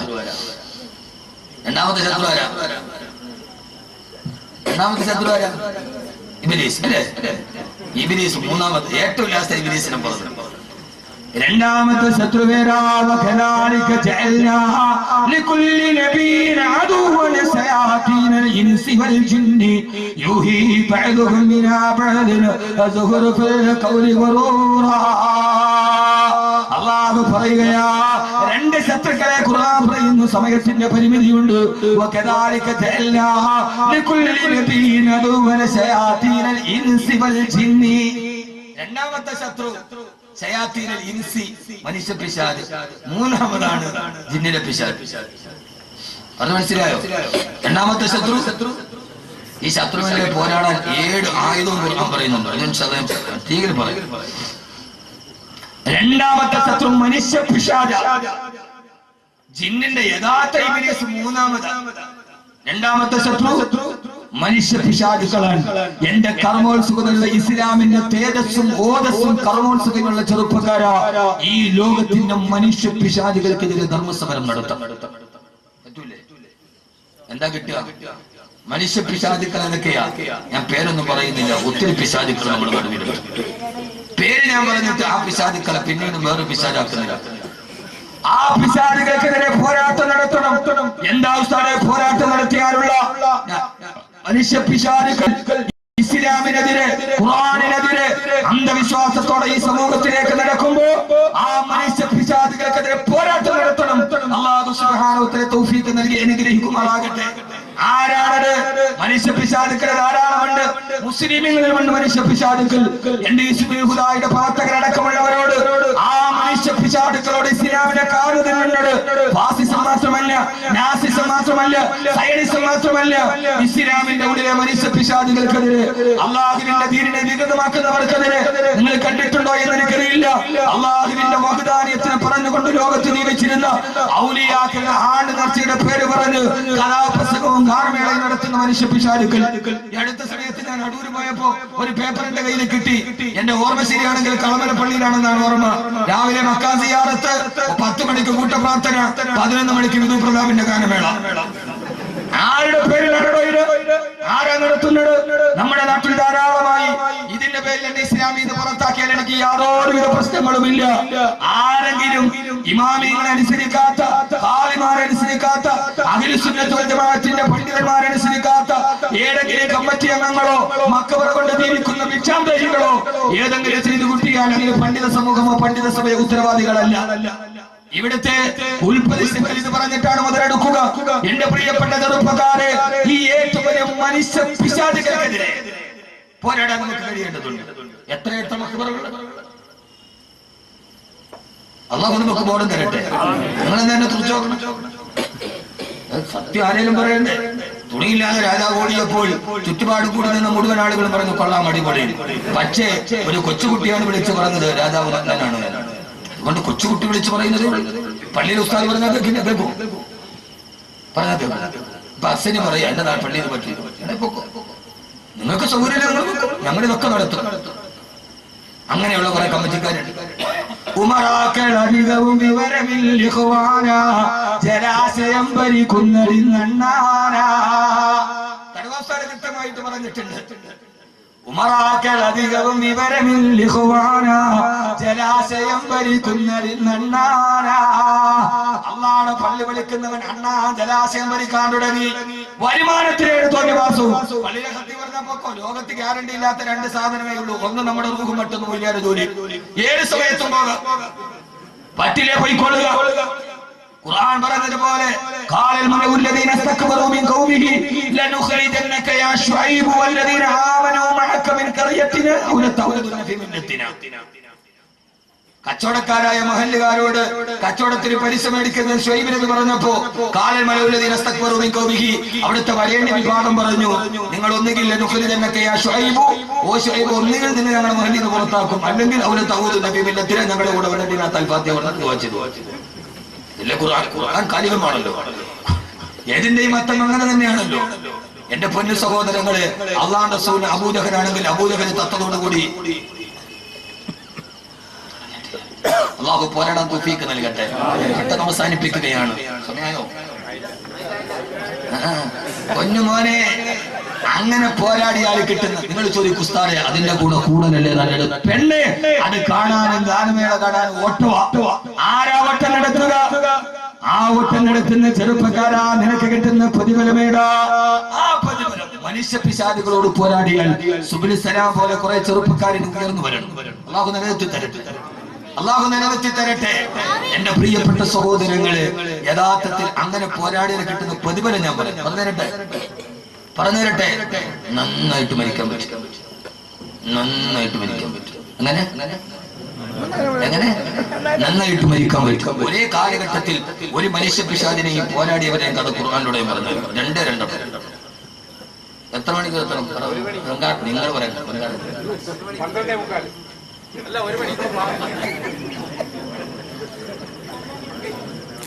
അഭിപ്രായ വ്യത്യാസം കാരണം തീരുമാനം പോളിറ്റ് ബ്യൂറോയ്ക്ക് ഞാൻ ഞാൻ തന്നെ. ആ സമയത്താണ് നിങ്ങൾ ഇവിടേക്ക് ഗൗരവത്തോടെ ഇനി കേൾക്കുക.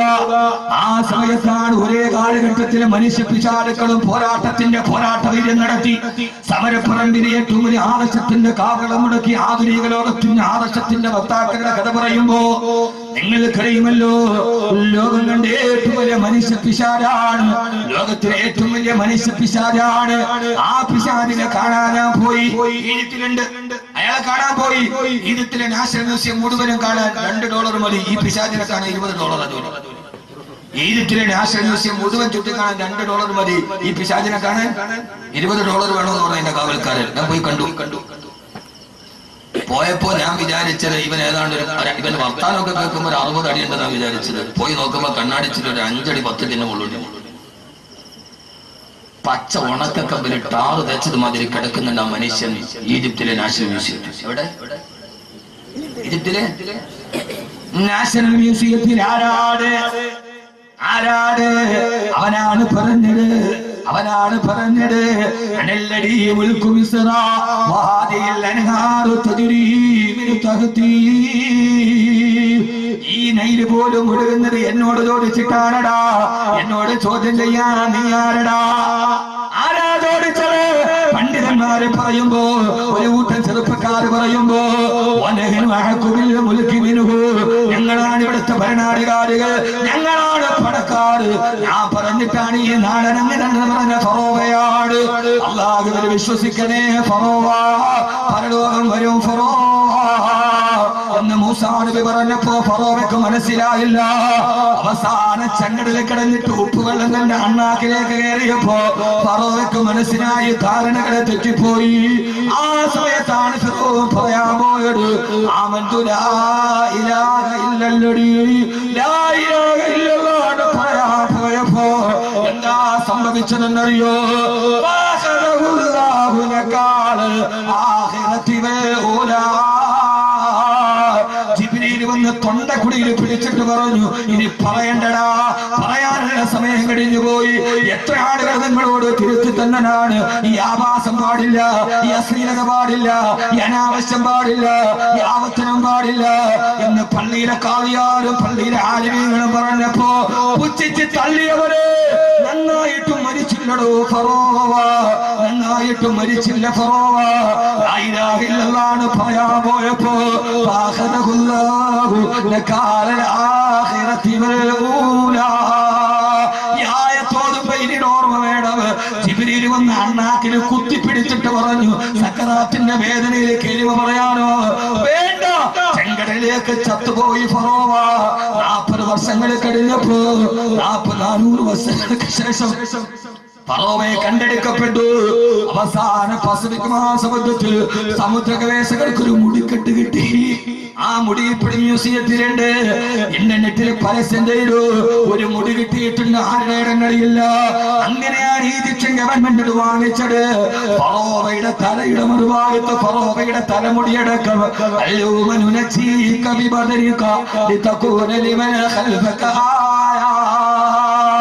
ലോകത്തിന്റെ ധിക്കാരികൾക്ക് പാഠമായി ഫറോവയെ കണ്ണാടി കൂട്ടിൽ കിടക്കുന്നുണ്ട്. വിശുദ്ധ ഖുർആൻ ഫറോവ ചത്തത് ഏറ്റവും ഭീകരമായ മരണമാണ്. എന്നാൽ ഈ മനുഷ്യ പിശാചിനെതിരെ പടനയിച്ച ആളാണ് ബഹുമാനപ്പെട്ട കലീമുല്ലാഹി മൂസ. കലീമുല്ലാഹി മൂസ. മനസ്സിലാവുന്നുണ്ടോ ഞാൻ പറയുന്ന വിഷയം? മനസ്സിലാവുന്നുണ്ടോ? ഇവിടെ പിശാച്, ഇവിടെ മൂസ. നമ്മൾ ആരാവണം? കാലത്തിന്റെ മൂസ. നമ്മൾ ഫിറൗനാവരുത്. നമ്മളിപ്പോഴും ആരാ? നമ്മള് ഫിറൗൻ. ആരടാ? ഞാൻ ആദ്യം പറഞ്ഞ ആളാരാ? ഫറോവേ. ഇപ്പൊ നമ്മളാരാ? എനിക്കപ്പുറത്തേക്ക് ഉയരാണെങ്കിൽ മുക്കറിയാണെങ്കിൽ ദേവാലയത്തിന്റെ മത്താഫി തവാഫി ഉംറയുടെ വസ്ത്രം ഇട്ടായിരുന്നു, ഇഹ്റാമിന്റെ വസ്ത്രം. 2 ആജിയാക്കന്മാർ തമ്മിൽ വഴക്കുണ്ടായി. പോയ പള്ളിയിൽ അമീറായ ഉസ്താദ് പറഞ്ഞു, വഴക്കുണ്ടാക്കല്ലേ, ഹറമാണ്, ഉടുത്തിരിക്കുന്ന വസ്ത്രം കൂടി. എന്തോന്ന് ഹറം? അവിടെ ചെന്നാലും നമുക്കൊന്നും പാടില്ല. ഈ അനാനിയത്ത് പറഞ്ഞാൽ എന്നതിന്റെ അർത്ഥം എന്താ? ആ ഹജ്ജിന് പോയ ആള് അവൻ പള്ളിയിൽ വെള്ളിയാഴ്ച പൊക്കണ ആള്. അവിടത്തെ ഫറോവേ ഫിറൗൻ അബൂജഹൽ ചത്തെങ്കിലും ലോകത്ത് പിന്നെയും വരൂലേ? വരുമോ? ആര് പറയണല്ലേ? ഖുർആൻ പറഞ്ഞു كذلك جعلنا لكل قرية أكابر مجرميها ليمكروا فيها. ഖുർആൻ ഫീ കുല്ലി ഖറിയത്തിൻ അകാബിറ, ഓരോ ഗ്രാമത്തിലും ഒരു കിബറുള്ളവനുണ്ടാവും. അവനാണ് അബൂജഹൽ അല്ലെങ്കിൽ ഫിർഔൻ. ഹജ്ജിന് പോയാലും ആവില്ല. ചില ആളുകൾ ഹജ്ജിന് പോയാൽ ഒന്നുകിൽ അയാൾ നന്നാവും, ഇല്ലെങ്കിൽ രണ്ടാമത് കഅബ ഒന്നുകൂടെ കഴിവേണ്ടി വരും. രണ്ടാലൊന്നും നടക്കും. അവിടെ പോയാലും മാറില്ല. ഞാൻ അനുഭവസ്ഥനാ. 204 പേരെ കൊണ്ട് ഹജ്ജിന് പോയ അമീറാണ് ഞാൻ. അന്ന് ഞാൻ തീരുമാനിച്ചു ഇൻഷാ അല്ലാഹ് ഇന്ന് അമീറായിട്ട് പോകുമല്ലോ. ഞാൻ എന്റെ അനുഭവത്തിൽ നിന്നാ പറയുന്നത്. നിങ്ങൾ ചോദിച്ചു നോക്കാം, ഹജ്ജിന് പോയ ഒരു അമീറായിട്ട് പോയവരോട് ചോദിച്ചു. പക്ഷെ എന്താ ഹറം എന്നൊരു വിഷയമല്ല. എന്നാ മറുഭാഗത്ത് ഫിർഔൻ പറഞ്ഞു, മരിക്കാൻ നേരത്ത് ലാ ഇലാഹ ഇല്ലല്ലാഹ് പറയാൻ ശ്രമിച്ച ആളാണ് ഫിർഔൻ. വെച്ചോ ലാ ഇലാഹ ഇല്ലല്ലദീ ആമനതു ബിഹി ബനൂ ഇസ്രായീൽ വരെ എത്തിയുള്ളൂ. നിങ്ങൾ വിചാരിച്ചല്ല മരിക്കണ സമയത്ത് സക്കറാത്തിന് തൊട്ട് മുമ്പ് ലാ ഇലാഹ ഇല്ലല്ലാഹ് പറഞ്ഞിട്ട് തൗബ ചെയ്യാൻ നടക്കൂലൂട്ടി. ഖുർആൻ ആളുകൾ വേണമെന്ന പെണ്ണുങ്ങളോട് ഹജ്ജിന് പോവില്ല, 50 വയസ്സ് കഴിഞ്ഞേ പോകുള്ളൂ. എന്തേ കാര്യം? തിരിച്ചു വന്നാൽ പിന്നെ ഹജ്ജ് ഉമ്മാന്ന് വിളിക്കും. വയസ്സ് കൂടുതലായിട്ട് 60 കഴിഞ്ഞിട്ട് പോകാന്ന് വിചാരിച്ചിരിക്കുക. നന്നാവൂല പെണ്ണെ, നന്നാവൂല. ജീവിതത്തിൽ ലാ ഇലാഹ ഇല്ലല്ലാഹ് പറയാത്തവൻ മരിക്കുന്ന സമയത്ത് പറയാന്ന് വിചാരിച്ച നടക്കൂല. ഖുർആൻ വിഷയം വളരെ വിശാലാണ്. ഖുർആനിലേക്ക് ഇറങ്ങിയ ഒരു രസമാണ് പറയുന്നത്. എന്റെ ഏറ്റവും വലിയ ഇഷ്ടപ്പെട്ട വിഷയം ഖുർആനാണ്. ഞാനൊരു ഖുർആന്റെ പ്രചാരകനാണ്. എനിക്ക് എന്റെ ജീവിതത്തിൽ ഒറ്റ ലക്ഷ്യമേയുള്ളൂ, ഈ ഖുർആൻ ലോകത്തിന്റെ മുമ്പിൽ എത്തിക്കണം. അതിന്റെ ഇടയിൽ ഇടത്തോ വലത്തോ കേൾക്കുന്ന അവസരങ്ങൾക്ക് ഞാൻ ചെവി കൊടുക്കാറില്ല. അതിന്റെ ഇടയിൽ ആ ലക്ഷ്യത്തിലേക്കുള്ള പോക്കിന്റെ ഇടയിൽ ഇടത്തുനിന്നും വലത്തുനിന്നും കേൾക്കുന്ന അവശബ്ദങ്ങൾക്ക് ഞാൻ ചെവി കൊടുക്കാറില്ല. ചാലിയത്തെ അഹമ്മദ് കോയ ശാരിയാത്തയുടെ ലൈബ്രറിയുടെ മുകളിൽ ഒരു വലിയ ക്ലോക്ക് ഉണ്ട്. അതിന്റെ താഴെ ഇംഗ്ലീഷ് കവിയായ റോബർട്ട് ഫ്രോസ്റ്റിന്റെ ഒരു കവിത എഴുതി വെച്ചിട്ടുണ്ട്. ജവഹർലാൽ നെഹ്റുവിന്റെ മേശപ്പുറത്തൂല കവിത ഉണ്ടായിരുന്നു. അനക്കമറ്റു നിദ്രയില്ല ഇപ്പതിന് മുമ്പതായി എനിക്കതീവ ദൂരമുണ്ട് വിശ്രമം നടക്കും. എന്നെ 3 വെള്ളത്തുണിയിൽ പൊതിഞ്ഞ് എന്റെ വീടിന്റെ മുറ്റത്ത് വെക്കുന്നതിന് മുമ്പ് എനിക്ക് നടന്നു നടക്കാൻ കുറെ പാതകളുണ്ട്. ഞാൻ ആ പാതയിലോട്ടുള്ള നടത്തത്തിലാണ്. ഞാൻ വളരെ ദൂരെയാണ്. ദൂരെയുള്ള ലക്ഷ്യത്തിലേക്ക് നടക്കുമ്പോൾ ഇടതുഭാഗത്തോ ഇപ്പുറത്തോ ഇരുന്ന് അപശബ്ദം കേട്ടാൽ കുരച്ച നായോടും കടിച്ച പൂച്ചയോടും വർത്താനം പറഞ്ഞാൽ നമുക്ക് ലക്ഷ്യത്തിലെത്താൻ കഴിയില്ല. അതുകൊണ്ട് ഞാൻ മറുപടി പറയാറില്ല. ആ മറുപടി പറയാൻ നമുക്ക് സമയം, നമ്മൾ ലക്ഷ്യത്തിലെത്തില്ല. അത്രയും സമയം നമ്മൾ പിന്തിപ്പോകും. അള്ളാഹു നമ്മൾ ലക്ഷ്യത്തിലെത്തിക്കട്ടെ. ചിലർ പറയും ബാക്കി ഹെഡ് വെയിറ്റ് ആണ്, ചിലർ ഇപ്പൊ കുറെ കാശൊക്കെ ആയിപ്പോയി, ചില ആളുകൾ തലക്കരം ആയിക്കോട്ടെ.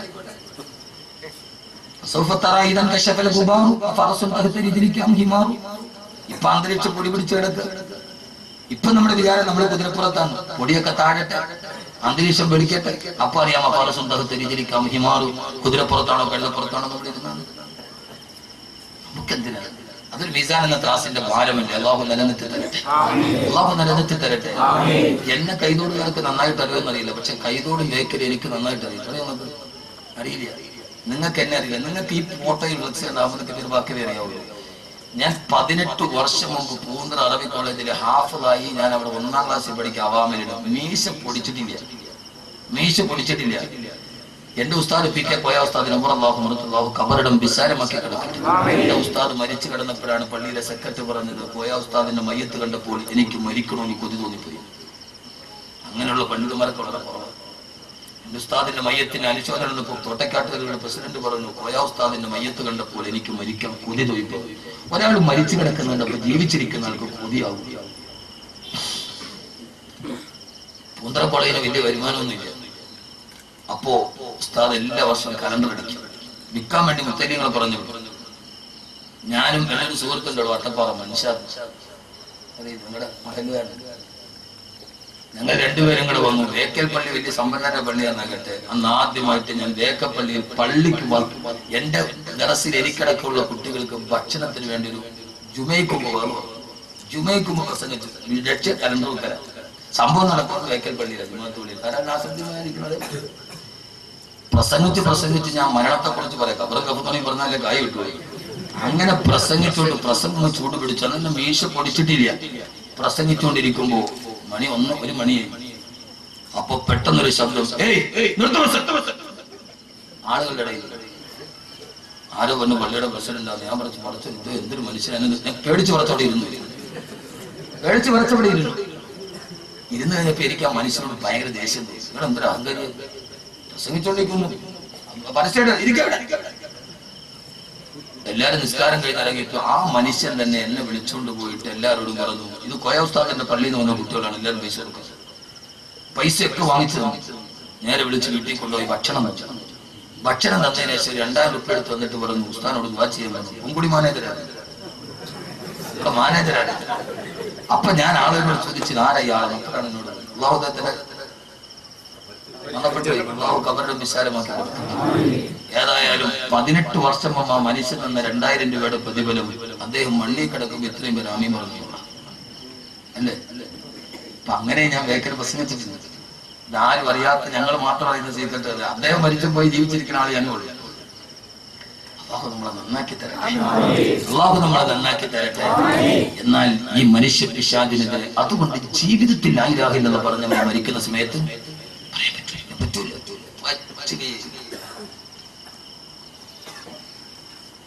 എന്നാൽ അതേ സമയത്ത് ഈ മനുഷ്യ പിശാചിനെതിരെ പട നയിച്ച ആളാണ്, പോരാട്ടം നടത്തിയ ആളാണ് കരീമുല്ലാഹി മൂസ. എങ്ങനെ മരിച്ചത്? കരീമുല്ലാഹി മൂസാ നബിയുടെ അടുക്കലേക്ക് റൂഹ് പിടിക്കാൻ അസ്രായീലിനെ പറഞ്ഞു വിട്ടു. അസ്രായീൽ വന്നിട്ട് പറഞ്ഞു, കരീമുല്ലാഹി മൂസാ, നിന്റെ റൂഹ് പിടിക്കാൻ എന്നെ പറഞ്ഞു വിട്ടടാ. വരുന്നു മൂസാ നബി വരട്ടെ കൈയെടുത്തിട്ട് അസ്രായീലിന്റെ കരണത്താഞ്ഞെടുത്തു. അസ്രായീലിന്റെ കണ്ണു പൊട്ടിപ്പോയി. അസ്രായീൽ റൂഹ് പിടിക്കാൻ വന്നു, ഒറ്റ അടി മൂസാ നബി അസ്രായീലിന്റെ കണ്ണു പൊട്ടിപ്പോയി. ഇത് കെട്ടുകടയിൽ അഹ്മദ് കബീർ പച്ച കിതാബ് നോക്കിയിട്ട് പറയുന്നതല്ല, റവാഹു ബുഖാരി. ഇമാം ബുഖാരി ഉദ്ധരിക്കുന്ന സഹീഹായ ഹദീസാ.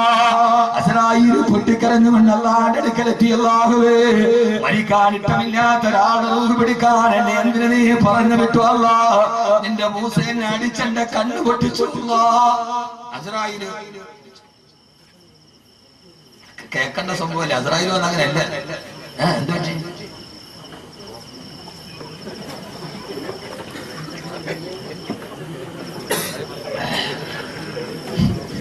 ഇങ്ങോട്ട് നോക്ക്. ഞാനും മറുപടി പറഞ്ഞില്ല, പറഞ്ഞ ശരിയാവില്ല. ഇന്നോ അസ്രായീൽ അലൈഹിസ്സലാത്തു വസ്സലാം അല്ലാഹുവോട് പറഞ്ഞു, അല്ലാഹുവേ, ഇനി ചിരിക്കാൻ സമയമില്ല, വിഷയം. അല്ലാഹുവേ, മരിക്കാൻ ഇഷ്ടമില്ലാത്ത ഒരാളെടുത്ത് എന്നെ എന്തിനു പറഞ്ഞു വിട്ടു അല്ലാഹു? അടിച്ചിട്ട് എന്നെ കണ്ണു പൊട്ടിട്ടു. അല്ലാഹ് പറഞ്ഞു, അസ്രായീലെ, ഇത് കെട്ടുകഥയില്ല. റവാഹുൽ ബുഖാരി. അസ്രായീലെ, എന്റെ മൂസ അല്പം ദേഷ്യക്കാരനാണ്. മൂസായോട് പോയൊരു കാര്യം പറയും, ഇച്ചിരി മാന്യമായിട്ട് തന്മയത്വത്തോടെ പറയണം. അല്ല, എന്റെ മൂസ ഇങ്ങനെയൊക്കെ പറയും. എന്റെ മൂസയാണ് ഒറ്റയടിക്ക് ഒരാളെ കൊന്ന ആളാണ് എന്റെ മൂസ. മൂസ ഒറ്റയടിക്ക് ഒരാളെ കൊന്ന ആളാണ് എന്റെ മൂസ. അപ്പൊ മൂസയോട് പറയുമ്പോ, ഒറ്റയടിക്ക് ഒരാളെ കൊന്ന ഒരാൾ ഇന്ത്യയിൽ ഇപ്പോഴും ജീവിച്ചിരിപ്പുണ്ട്. നിങ്ങൾ ആഴ്ച മംഗളം വായിച്ചാൽ മതി. ഇന്ത്യയുടെ മുൻ ക്രിക്കറ്റ് ക്യാപ്റ്റൻ നവജോത് സിംഗ് സിദ്ധു. വായനയുടെ ലോകം വിശാലമാണ്. എന്റെ വായനയുടെ ലോകം വിശാലമാണ്. വായിക്കണം. അത് മുത്തല്യങ്ങളോട് ഞാൻ പറയുന്നത് ഉപദേശിക്കുകയല്ല. ഇനി നമ്മൾ കാലഘട്ടത്തോട് പ്രബോധനം നടത്തേണ്ടത്. വായിക്കണം, നന്നായി വായിക്കണം. അള്ളാഹു ബോധം തരട്ടെ. ഞാൻ നല്ല മഴയുള്ള സമയത്ത് എന്റെ വീടിന് മുമ്പിൽ ഒരു ചായക്കട ചായക്കട ഡ്രൈവർമാരെ പറഞ്ഞു വിട്ട് വൈകുന്നേരം നല്ല കട്ടൻ ചായയും പരിപ്പോടയും നല്ല കോമ്പിനേഷൻ. ഡ്രൈവർമാർ വാങ്ങിച്ചുകൊണ്ട് വരും. പക്ഷെ പരിപ്പോട് തിന്നുന്നതിന് മുമ്പ് പൊതിഞ്ഞ പേപ്പർ വായിച്ചിട്ടേ ഞാൻ പരിപ്പോട തിന്നുള്ളൂ. ചിലപ്പോൾ എനിക്ക് വാങ്ങി പറയാൻ എന്തെങ്കിലും ആ പഴയ പേപ്പറിൽ വായിക്കണം. വായിച്ചാലും വളരും, വായിച്ചില്ലെങ്കിലും വളരും. വായിച്ചാൽ വിളയും, വായിച്ചില്ലെങ്കിൽ വളയും. കുഞ്ഞിന്റെ വശം എങ്ങനെയായാലും വായിച്ചാലും യഥാർത്ഥത്തിൽ സഹോദരങ്ങളെ വായന. മൂസ അടിച്ചു, ഒറ്റയടിക്കൊരാളെ കൊന്ന ആളാണ് മൂസ. അതുകൊണ്ട് സാവധാനത്തിൽ പോയി പറയും. അസ്രായീൽ അലൈഹിസ്സലാത്തു വസ്സലാം തിരിച്ചു വന്നു. അല്ലാഹുവോട് പറഞ്ഞു, മൂസാ നബിയോട് പറഞ്ഞു, മൂസാ, അല്ലാഹ് എന്നെ പറഞ്ഞു വിട്ടതാണ്, നീ സമ്മതിക്കുമെങ്കിൽ നിന്റെ റൂഹ് പിടിക്കാം. മൂസാ നബി പറഞ്ഞു, റൂഹ് പിടിച്ചോ, എനിക്ക് പ്രശ്നമില്ല. പക്ഷേ എനിക്ക് ബൈത്തുൽ മുഖദ്ദസിന്റെ ഭാഗത്തേക്ക് പോകണം. അവിടെ വെച്ച് എന്റെ റൂഹ് പിടിക്കാം. അസ്രായീൽ, എനിക്ക് ബൈത്തുൽ മുഖദ്ദസിന്റെ ഭാഗത്തേക്ക് പോകണം. മരിക്കുന്ന ഒറ്റ ആഗ്രഹമുള്ള മൂസാ നബിക്ക് ബൈത്തുൽ മുഖദ്ദസിന്റെ ഭാഗത്തേക്ക് പോകണം. മൂസാ നബി നടന്നു. ബൈത്തുൽ മുഖദ്ദസിലേക്ക് പോകുന്ന വഴിക്കാണ് കരീമുല്ലാഹി മൂസാ നബിയുടെ ഖബർ. ഞാൻ സിയാറത്ത് ചെയ്തിട്ടുണ്ട്. അല്ലാഹു പോകാൻ തൗഫീഖ് നൽകട്ടെ. അല്ലാഹു പോകാൻ തൗഫീഖ് നൽകട്ടെ. എന്താ മൂസാ നബി ബൈത്തുൽ മുഖദ്ദസിലേക്ക് പോകുന്ന ഭാഗത്ത് തന്നെ എനിക്ക് മരിച്ച് ഖബറടക്കണമെന്ന് പറയാൻ കാരണം അറിയില്ല. എന്റെ ഒരു പ്രശ്നം, ഞാൻ ഒരു വിഷയം പറയാൻ നേരിട്ട് പരത്തി വിശാലമായിട്ട് പറയാതെ പോയാൽ മനസ്സിനൊരു തെളിവെടുക്കും. എന്താണെന്നറിയില്ല. മൂസാ നബിക്കറിയാം അതിനെയാണ് വരാനിരിക്കുന്നത്. സുബ്ഹാനല്ലദീ അസ്റാ ബിഅബ്ദിഹി ലൈലൻ മിനൽ മസ്ജിദിൽ ഹറാമി ഇലൽ മസ്ജിദിൽ അഖ്സാ. അവസാനം വരുന്ന നബി മുഹമ്മദ് മുസ്തഫ സല്ലല്ലാഹു അലൈഹി വസല്ലമ ഇതുവഴിയാണ് മിഅ്റാജിന് പോകുന്നതെന്നാൽ ഇത് മൂസാ നബിക്ക് അല്ലാഹു നൽകിയിട്ടുണ്ട്. പോകുന്ന വഴിയിൽ മുഹമ്മദ് നബി സല്ലല്ലാഹു അലൈഹി വസല്ലമയുടെ ഒരു ദുആ കിട്ടാനാണ് മൂസാ നബി അവിടെ പോയി വഫാത്തായത്. അല്ലാഹുവിന്റെ റസൂൽ പറഞ്ഞല്ലോ, പോയ വഴിക്ക് ഞാൻ അവിടെ ഇറങ്ങി. റഅയ്തു മൂസാ മുസല്ലിയൻ ഫീ ഖബരിഹി. ആ സമയത്ത് മൂസാ നബി ഖബറിന്റെ ഉള്ളിൽ കൈകെട്ടി നിസ്കരിക്കുകയാ. റസൂലിന്റെ ഭയങ്കര ഇസ്ലാമിന്റെ ചരിത്രം. അങ്ങനെ ബൈത്തുൽ മുഖദ്ദസിന്റെ ഭാഗത്തെത്തി. അവിടെ എത്തുമ്പോൾ കുറെ ആളുകൾ അവിടെ ഖബർ കുഴിച്ചു കൊണ്ടിരിക്കുകയാ. ആളുകളെ പരിചയമില്ല, ഇതേവരെ പരിചയമില്ലാത്ത മുഖമാ. മൂസാ നബി ചോദിച്ചത്രേ, ലിമൻ ഹാദൽ ഖബർ, ആർക്ക് വേണ്ടിയാണ് ഈ ഖബർ നിങ്ങൾ കുഴിക്കുന്നത്? ആ സമയത്ത് അവര് പറഞ്ഞു,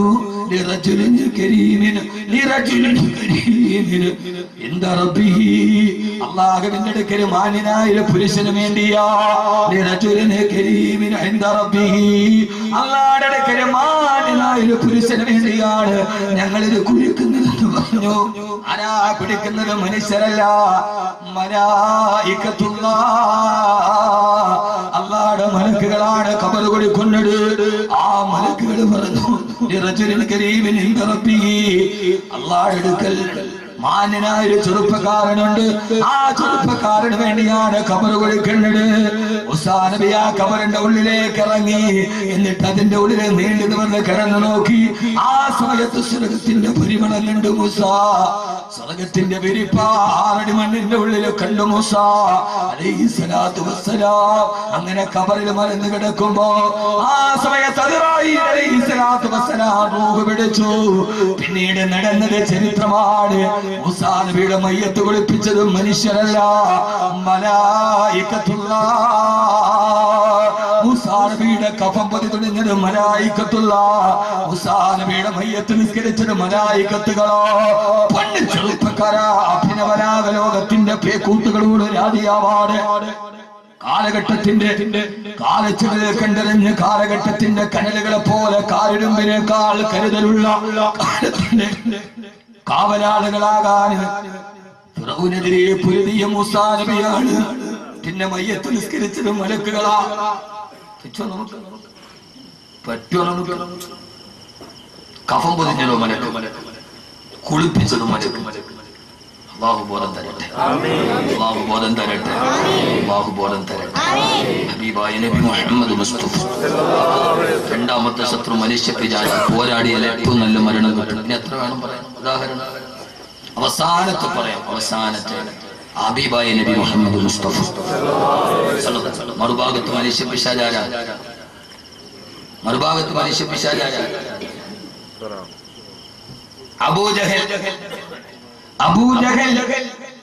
അബൂജഹൽ ബദറിന്റെ പൊട്ടക്കണത്തിൽ പുഴു നാറിയിട്ട് ചത്തുപോയി അബൂജഹൽ. അല്ലേ? അങ്ങനല്ലേ? ആയത്തുണ്ടല്ലോ, അബൂജഹലിനോട് അല്ലാഹു പറഞ്ഞല്ലോ, നിന്നെ കൈകാര്യം ആയത്താണ്. നോക്കാതെ ഉള്ള വാദം. ഇന്നലെ വാദം കഴിഞ്ഞ് വീട്ടിൽ എത്താൻ രാവിലെ 7 മണിക്ക് കൈതോടെ എഴുന്നേറ്റോട് അർദ്ധഹാലിലാണല്ലോ. ഉറക്കച്ചറവിൽ എവിടെ എത്തി? ഒരു ബിസ്ക്കറ്റിൽ നിന്ന് ഉറങ്ങിപ്പോയി. നോക്കാൻ പറ്റില്ല. എന്താ كلا لئن لم ينته لنسفعا بالناصية ناصية كاذبة خاطئة فليدع ناديا سندع الزبانية. നിന്റെ തമ്മാടിത്തരം നിർത്തിയില്ലെങ്കിൽ, നിന്റെ ഈ തമ്മാടിത്തരം നിർത്തിയില്ലെങ്കിൽ നിന്റെ മൂക്ക് നിന്റെ ഈ കുടുമയിൽ പിടിച്ചിട്ട് നിന്നെ ഞാൻ വലിച്ചെറിയും അബൂജഹലേ. നിന്റെ ഈ മുടിക്കെട്ടിൽ പിടിച്ചിട്ട് ഞാൻ വലിച്ചെറിയൂടാ. വലിച്ചെറിഞ്ഞില്ലേ ബദറിന്റെ പൊട്ടക്കിണറ്റിൽ ഹബീബായ മുത്ത് ഈ തലമുടിയിൽ പിടിച്ചിട്ട് അബൂജഹലിനെ പൊട്ടക്കിണറ്റിലേക്ക് എറിഞ്ഞപ്പോ ഈ ആയത്തോടെ പറഞ്ഞില്ല അബൂജഹലെ നിർത്താൻ. നിർത്തിക്കൂടെ സഹോദരങ്ങളെ? ഈ ആഭാസങ്ങൾ, ഈ ഹറാം, ഈ പലിശ, ഈ മദ്യം, ഈ അള്ളാഹ് കിട്ടപ്പെടാത്ത ജീവിതം എല്ലാം എന്തായി? ഒന്നുകിൽ നിർത്തിയില്ലെങ്കിൽ നിന്റെ കുടുംബയിൽ പിടിച്ചടിയാൻ വലിച്ചു. അല്ലാഹു നമ്മളെ കാക്കട്ടെ, അല്ലാഹു നമ്മളെ കാക്കട്ടെ, അല്ലാഹു നമ്മളെ കാക്കട്ടെ. അതുകൊണ്ട് മനുഷ്യ പിശാചുകൾക്കെതിരെ പോരാടുക ഏറ്റവും നല്ല മരണം അല്ലാഹു നമുക്ക് നൽകി അനുഗ്രഹിക്കുമാറാകട്ടെ. കൂടുതൽ ഞാൻ നീട്ടുന്നില്ല. ഇനി മൂന്നാമത്തെ ശത്രുവിനെ കൂടി പറഞ്ഞ് നമുക്ക് തിരിയാം. മൂന്നാമത്തെ ശത്രു ആരാ? മൂന്നാമത്തെ ശത്രു ആരാ? ഒന്ന് മനുഷ്യന്റെ പിശാച്, മറ്റ് ജിന്നുകളുടെ പിശാച്. ജിന്നുകളുടെ പിശാച് ആരാ? ഇബ്ലീസ്.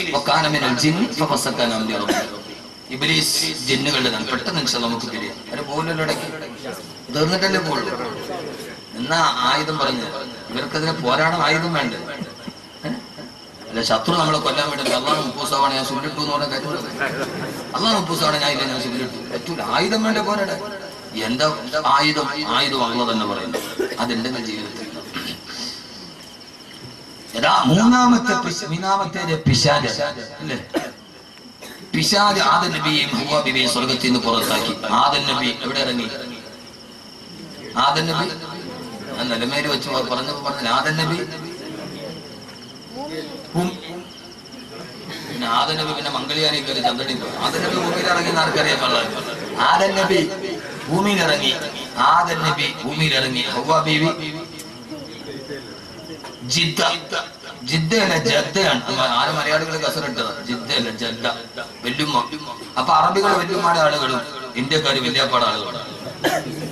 ഇവരുടെ കൂടെ ഒരു മഹാനെ കൂടെ അവിടെ പുറത്തിറക്കിയല്ലോ. ആരാ? ഫഖ്റുജ് മിൻഹാ ഫഇന്നക റജീം. സമയത്ത് പറയാം, ഫഖ്റുജ് നീ ഇബ്ലീസ്, നീ ഇവരെ കൂടെ പുറത്തോട്ട് പോകും. ഇബ്ലീസ് എവിടെ ഇറങ്ങി? നമ്മൾ ഏത് ചരിത്രത്തിന്റെയും പകുതിയൊക്കെ. ആദം നബി ഇന്ത്യയിൽ ഇറങ്ങി, ഹവ്വാ ബീവി ശ്രീലങ്കയിൽ ഇറങ്ങി.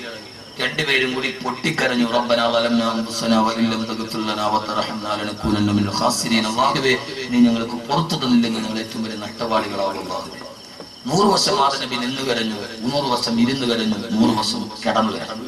ഒരു തെറ്റില്ല. ഹവ്വാ ബീവി വനബത്ത മിൻ ദുമൂഇഹി, ആദം നബിയുടെ കണ്ണുനീര് വീണ സ്ഥലത്ത് നിന്ന് 3 സസ്യങ്ങൾ പൊട്ടിമുളച്ചു. 1 അൽ ഊദ്, 2 വസന്തരു ചന്ദനം, 3 വസഞ്ചബീൽ ഇഞ്ചി. ഏറ്റവും നല്ല ഊദ് ഇന്ത്യയിലാണ്, ആസാമിലാണ്. 2 വസന്തരു ചന്ദനം, ഏറ്റവും നല്ല ചന്ദനം മറയൂർ ചന്ദനമാണ്. ഇഞ്ചി, ഏറ്റവും നല്ല ഇഞ്ചി ഇന്ത്യയിൽ ഇഞ്ചിയാണ്. അപ്പൊ ആദം നബി കരഞ്ഞത് ഭൂമിയിലോട്ട് ഇറങ്ങി ആദം നബി കരഞ്ഞത് ഇന്ത്യയിലാണ്. അപ്പോൾ ലോകത്തിലെ ആദ്യത്തെ മുസ്ലിം കാലിച്ചു പറ്റിയ മണ്ണ് ഇന്ത്യയാണ്. വാപ്പസി എന്നത് തറവാട്ടിലേക്ക് മടങ്ങാനാണെങ്കിൽ മടങ്ങേണ്ടത് ഇസ്ലാമിലേക്ക് അല്ലേ? തറവാട്ടിലേക്കുള്ള മടക്കമാണെങ്കിൽ തറവാടിന്റെ ആളുടെ ആദ്യത്തെ മുസ്ലിം എന്ന നാട് ഇന്ത്യ, ആദ്യത്തെ പ്രവാചകന്റെ നാട് ഇന്ത്യ. അവസാനത്തെ പ്രവാചകന്റെ ഭാര്യയുടെ പേര് ഇന്ത്യ, ഹിന്ദ്. ഭാര്യയുടെ പേര് ഹിന്ദ്, ഇന്ത്യ. എന്താ കുട്ടികളെ പഠിക്കാൻ? അല്ലാഹു ബോധം തരട്ടെ. ഇതിന്റെ കൂടെയാണ് പിശാചിനെ ഇറക്കി. ഞാൻ വെറുതെ ഈ സമകാലിക വിഷയം പറഞ്ഞെന്ന് മാത്രം. പിശാച് എവിടെ ഇറങ്ങി? പിശാച് ജോർദാനിൽ ഇറങ്ങി. ഇബ്ലീസ് ജോർദാനിൽ ഇറങ്ങി. ആ ഇബ്ലീസാണ് ലോകത്തിന്റെ ഏറ്റവും വലിയ നമ്മുടെ മൂന്നാമത്തെ ശത്രു. അല്ലാഹു നമ്മളെ അവനെ ആട്ടി ഓടിക്കാൻ തൗഫീഖ് നൽകട്ടെ. ഞാൻ ഇബ്ലീസിനെ ജീവിതത്തിൽ നാട്ടി ഓടിക്കണം. ഓടിക്കോ? ഞാൻ പറയാം, ഓടിക്കേണ്ട കുറെ സാധനം ഞാൻ പറയാം. ഓടിക്കോ? അങ്ങനെ ഉറപ്പുള്ളവരൊക്കെ ഒന്ന് കൈ പൊക്കി നോക്കട്ടെ. കൈയുള്ളവരൊക്കെ പൊക്കും. അല്ലാഹു സ്വീകരിക്കട്ടെ. ഇതൊരു ഹദീസാണ്. അല്ലാഹു തൗഫീഖ് നൽകട്ടെ. ഇബ്ലീസിനെ ആട്ടി ഓടിക്കണം. സമയം പരിമിതം. ആരാ ഇബ്ലീസ്? നമ്മൾ പറയും അഊദു ബില്ലാഹി മിനശ് ശൈത്താനിർ റജീം എന്ന് പറഞ്ഞ ഒരുത്തന്റെ തലയെ കൈവച്ചിട്ട് നമ്മൾ ഓതുന്നവർ 1-ാം നമ്പർ ശൈത്താൻ. പിന്നെ ഇബ്ലീസ് ഔദു ബില്ലാഹി മിനശ് ശൈത്താനിർ റജീം ഓതിയാൽ ഓതുന്നവനാണ് 1-ാം നമ്പർ ഇബ്ലീസ്. പിന്നെ ഇബ്ലീസ് ഒന്ന് ഇബ്ലീസിനെ ആട്ടി ഓടിക്കണം. ഇൻഷാ അല്ലാഹ് ഉറപ്പാണല്ലോ. ഒന്നുകൂടി കൈവച്ച് നോക്കട്ടെ. ആരെങ്കിലും ഒരാൾ സുബഹി നമസ്കാരം ഖളാഖിട്ടവൻ കിടന്നുറങ്ങിയാൽ ഇബ്ലീസ് അവന്റെ ചെവിയിൽ മൂത്രമൊഴിക്കുമെന്ന് നബി മുഹമ്മദ് മുസ്തഫ. നിങ്ങളെന്താ വിചാരിച്ച കായ് കൊടുക്കലാണ്? ഇബ്ലീസിനെ ആട്ടി ഓടിക്കാൻ ഔദു ബില്ലാഹി മിനശ് ശൈത്താനിർ റജീം ആർക്കറിയാത്തത്? ആരെങ്കിലും സുബഹി നമസ്കാരം ഖളാഖിട്ട് കിടന്നുറങ്ങിയാൽ അവന്റെ ചെടിയില് ഇബ്ലീസ് മൂത്രമൊഴിക്കും. നമുക്കറിയാം, രാവിലെ ഒരാൾ ഏതായാലും ഒരു കാര്യത്തിന് പോയാൽ മൂത്രം മാത്രമല്ല ഒഴിക്കുക. നബിതങ്ങൾ അങ്ങനെ വേണ്ട, നബിതങ്ങളുടെ മാന്യത കൊണ്ട് പറഞ്ഞതോ. യഥാർത്ഥത്തിൽ ഒരാൾ ആദ്യം മൂത്രം മാത്രമല്ല ഒഴിക്കുക, രാവിലെ എഴുന്നേറ്റ് പോണ ഒരാള്. അപ്പൊ നബിയങ്ങൾ മൂത്രം ഒഴിക്കുന്നത് നബിയങ്ങളുടെ മാന്യത കൊണ്ട് പറഞ്ഞാണ് ഞാൻ മനസ്സിലാക്കുക.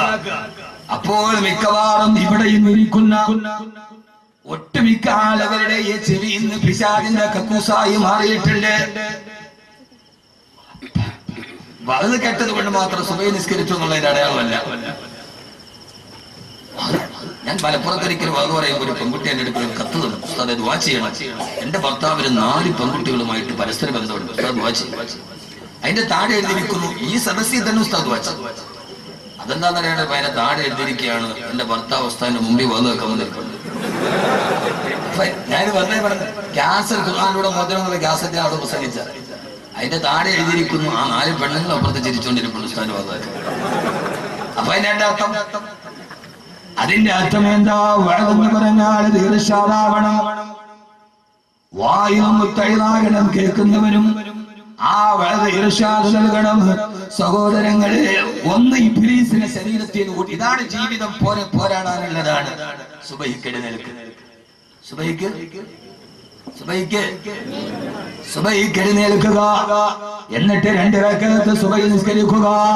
കഴിഞ്ഞ വ്യാഴാഴ്ച മുതൽ ഈ ദിവസം വരെ കേരളത്തിന്റെ മിക്ക മുസ്ലിം പള്ളികളെ സുബഹിക്ക് ചെറുപ്പക്കാർ കുറവാ.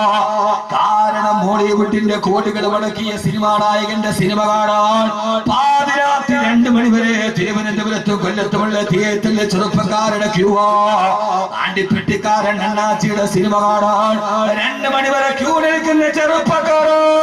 സുബഹി നമസ്കാരം ഒരു ജൂതനാണെന്ന് നിങ്ങൾക്കറിയുമല്ലോ. ഏറ്റവും വലിയ ഇസ്ലാമിന്റെ ശത്രുജൂതനാ.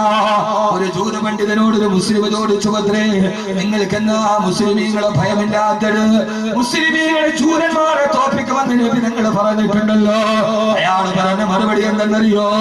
മുസ്ലിമീങ്ങളുടെ വെള്ളിയാഴ്ച നമസ്കാരത്തിന് കൂടുന്ന ആൾ അവരുടെ സുബഹി നമസ്കാരത്തിന് കൂടാത്തിടത്തോളം കാലം മുസ്ലിമീങ്ങളെ നിങ്ങൾക്ക് പേടിയില്ലെന്ന് പറഞ്ഞ ജൂത പണ്ഡിതൻ.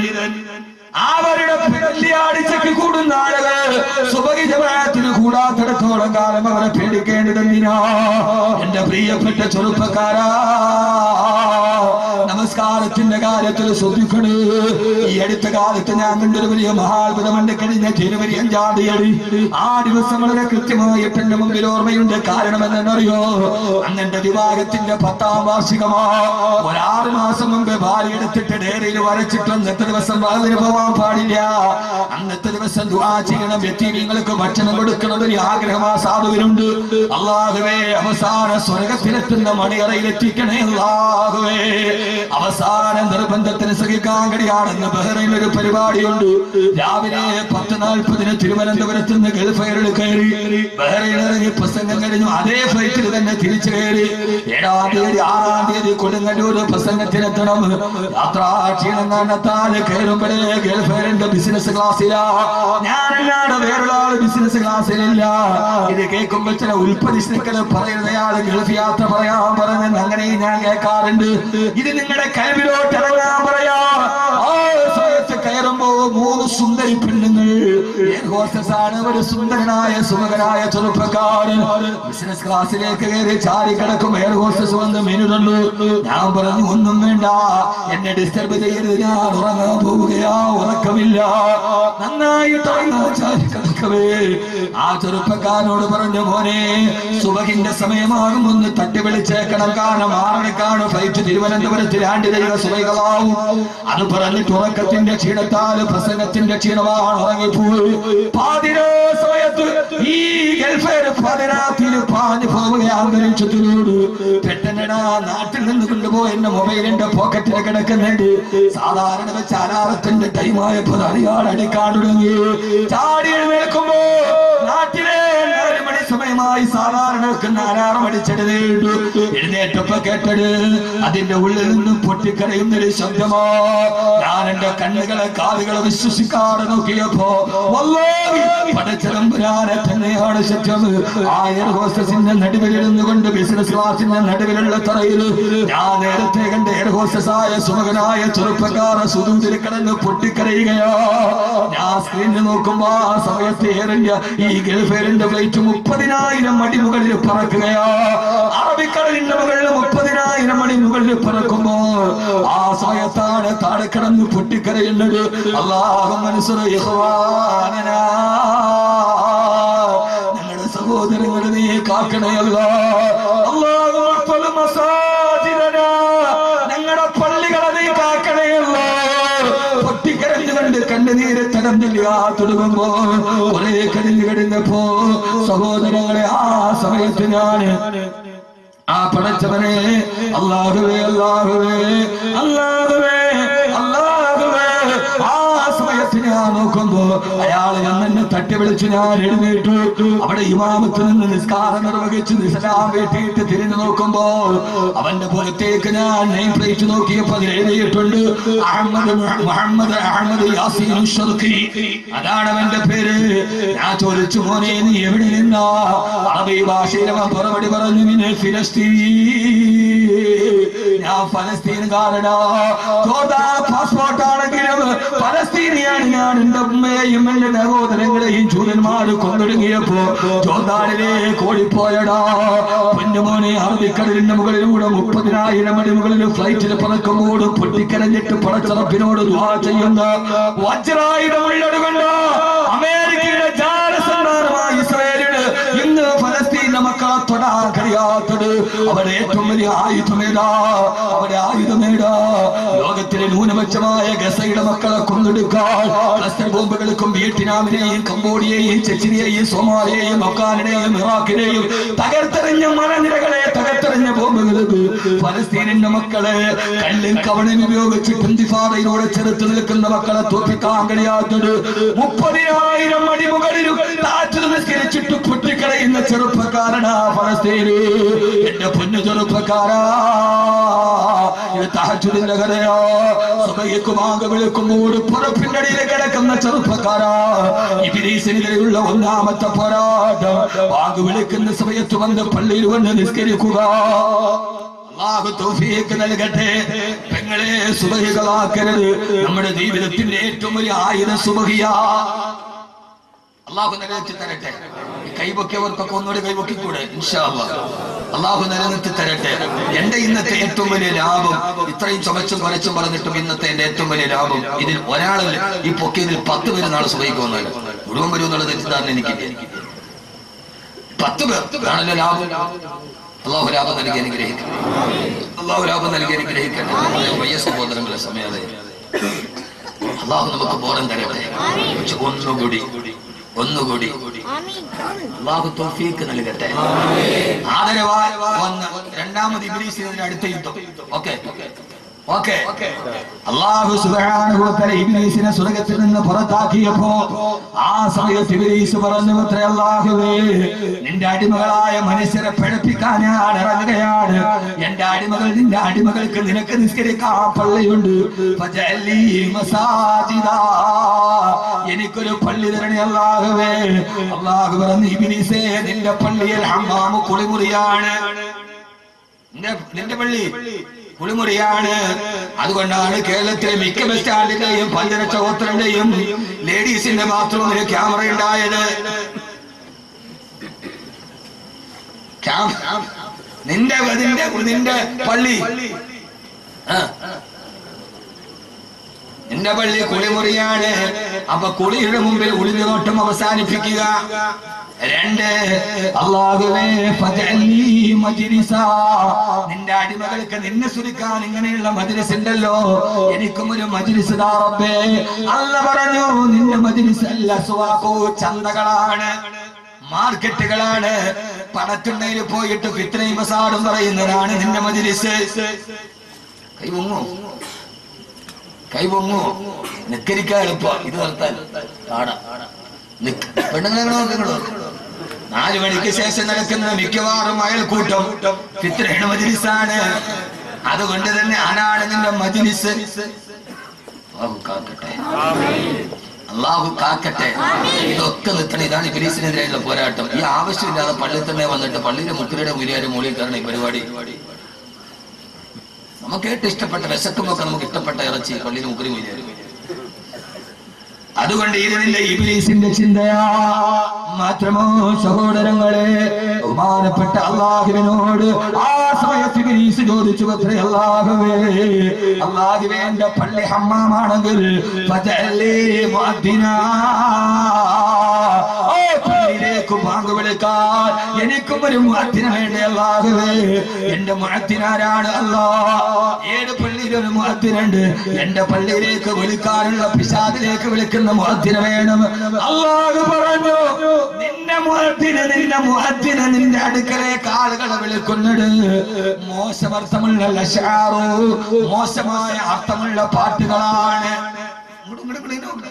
ഇത് നിങ്ങൾക്ക് ഇഷ്ടപ്പെടൂല. നോക്ക്, മോശം അർത്ഥമുള്ള അള്ളാഹുവിന്റെ അടുക്കലേക്ക് വിളിക്കാൻ ഏറ്റവും നല്ല വാക്ക് അല്ലാഹു അക്ബർ. ഇബ്ലീസിന്റെ മജ്‌ലിസ് പള്ളിയിലേക്ക് വിളിക്കാൻ മോശമായ അർത്ഥമുള്ള പാട്ടുകൾ ഏതാണ്? അതേത് പാട്ട്? അതേത് പാട്ട? സബൂറിന്റെ കയർ പൊട്ടി പോകുന്നുണ്ട് വരണേ, സുറൂറിന്റെ നിമിഷങ്ങൾ നീനൊന്ന് തരണേ. ഇതിനർത്ഥം പച്ച വിചാരം. എന്താ ഇതിനർത്ഥം? പച്ച വിചാരം. മോശമായ അർത്ഥമുള്ള പാട്ടുകൾ. വാള് കേൾപ്പിക്കൂല മക്കളെ, ഖുർആൻ കേൾപ്പിക്കൂല മക്കളെ. +2 പഠിക്കുന്ന മോള്, SSLC പഠിക്കുന്ന മോള് പാതിരാ സമയത്ത് ഇതുപോലെ ജനുവരിയുടെ തണുത്തുള്ള ഒരു രാത്രിയിൽ എന്നിട്ട് അവള് പഠിച്ചുകൊണ്ടിരിക്കുക. എല്ലാരും ഉറക്കമാണ്. ആ സമയത്ത് ഉറക്കം വരുമ്പോൾ അവൾ ഉറക്കം പോകാനൊരു പാട്ട് കേൾക്കുകയാ. ഏടാ പാട്ട്? നെഞ്ചിനുള്ളിൽ നീയാണ്, കണ്ണടച്ചാണിയാണ്, കണ്ണു തുറന്നാണിയാണ്. 7-ാം ബഹറിന്റെ ഉള്ളിൽ പോയി ഒളിച്ചിരുന്നാലും നിന്നെ നാമെന്ന് കൊത്തിയെടുത്തുകൊണ്ട് പറന്നു പോകും ഭൂമിയിലെ. ആ സമയത്തിന് മേടിച്ചു കൊടുത്ത ഉപ്പോ ആ പെണ്ണ് വിരോധിക്കുകയാണ്. നാളെ കടപ്പുറത്ത് കണ്ണോട് കണ്ണ് ചേർത്തിട്ട് എന്നോടൊരു കാമത്തിന്റെ കഥ പറയാൻ ഇതുപോലൊരു കാമുകൻ എനിക്കും കിട്ടിയിരുന്നെങ്കിൽ ആ പെണ്ണ് ചിന്തിച്ചാൽ ആരെയാണ് കുറ്റം പറയേണ്ടത്? മോശമായ അർത്ഥമുള്ള പാട്ടുകൾ. ഖുർആൻ കേൾപ്പിക്കുക, ഖിറാഅത്ത് കേൾപ്പിക്കുക. മിൻ സുനനിൻ നബിയിൽ മുസ്തഫ. പിശാചിനോടുള്ള പോരാട്ടം. മോശമായ അർത്ഥമുള്ള പാട്ട് ഒഴിവാക്കണം. മുതലാവണുണ്ടോ? ഇതൊക്കെ ആരില്ല. ഒരു സ്വകാര്യം കൂടെ നിങ്ങളോട് പയ്യെ രഹസ്യമായിട്ടൊരു വലിയ പരസ്യമായിട്ടൊരു കാര്യം പറയട്ടെ. എനിക്ക് കൂടെ പരസ്യമായിട്ട് നിങ്ങളോട് രഹസ്യം പറയട്ടെ. മോശമായ അർത്ഥമുള്ള പാട്ട് ഒറ്റ ഒരുത്തരും അവർ നന്നായിട്ട് വെച്ചിട്ടില്ല. മോശമായ അർത്ഥമുള്ള പാട്ട് ഒറ്റ ഒരുത്തനും ലോക ചരിത്രത്തിൽ അവരെ നന്നായിട്ട് ഭരിച്ചിട്ടില്ല. നരകത്തിന്റെ ഏറ്റവും വലിയ തീയിൽ കിടന്നിട്ട് വല്ലാതെ ആഗ്നികുണ്ഡത്തിൽ അരിഞ്ഞൊടുങ്ങുമ്പോ ആ സമയത്ത് നരകത്തിൽ കിടന്നിട്ട് തീയിൽ കിടന്ന് കത്തിക്കരിഞ്ഞ് ചാമ്പലാകുമ്പോ നരകവാസികളോട് നിങ്ങൾ വെള്ളത്തിന് വേണ്ടി അന്വേഷിക്കും. അപ്പൊ നരകത്തിൽ കിട്ടുന്ന വെള്ളമേതാ?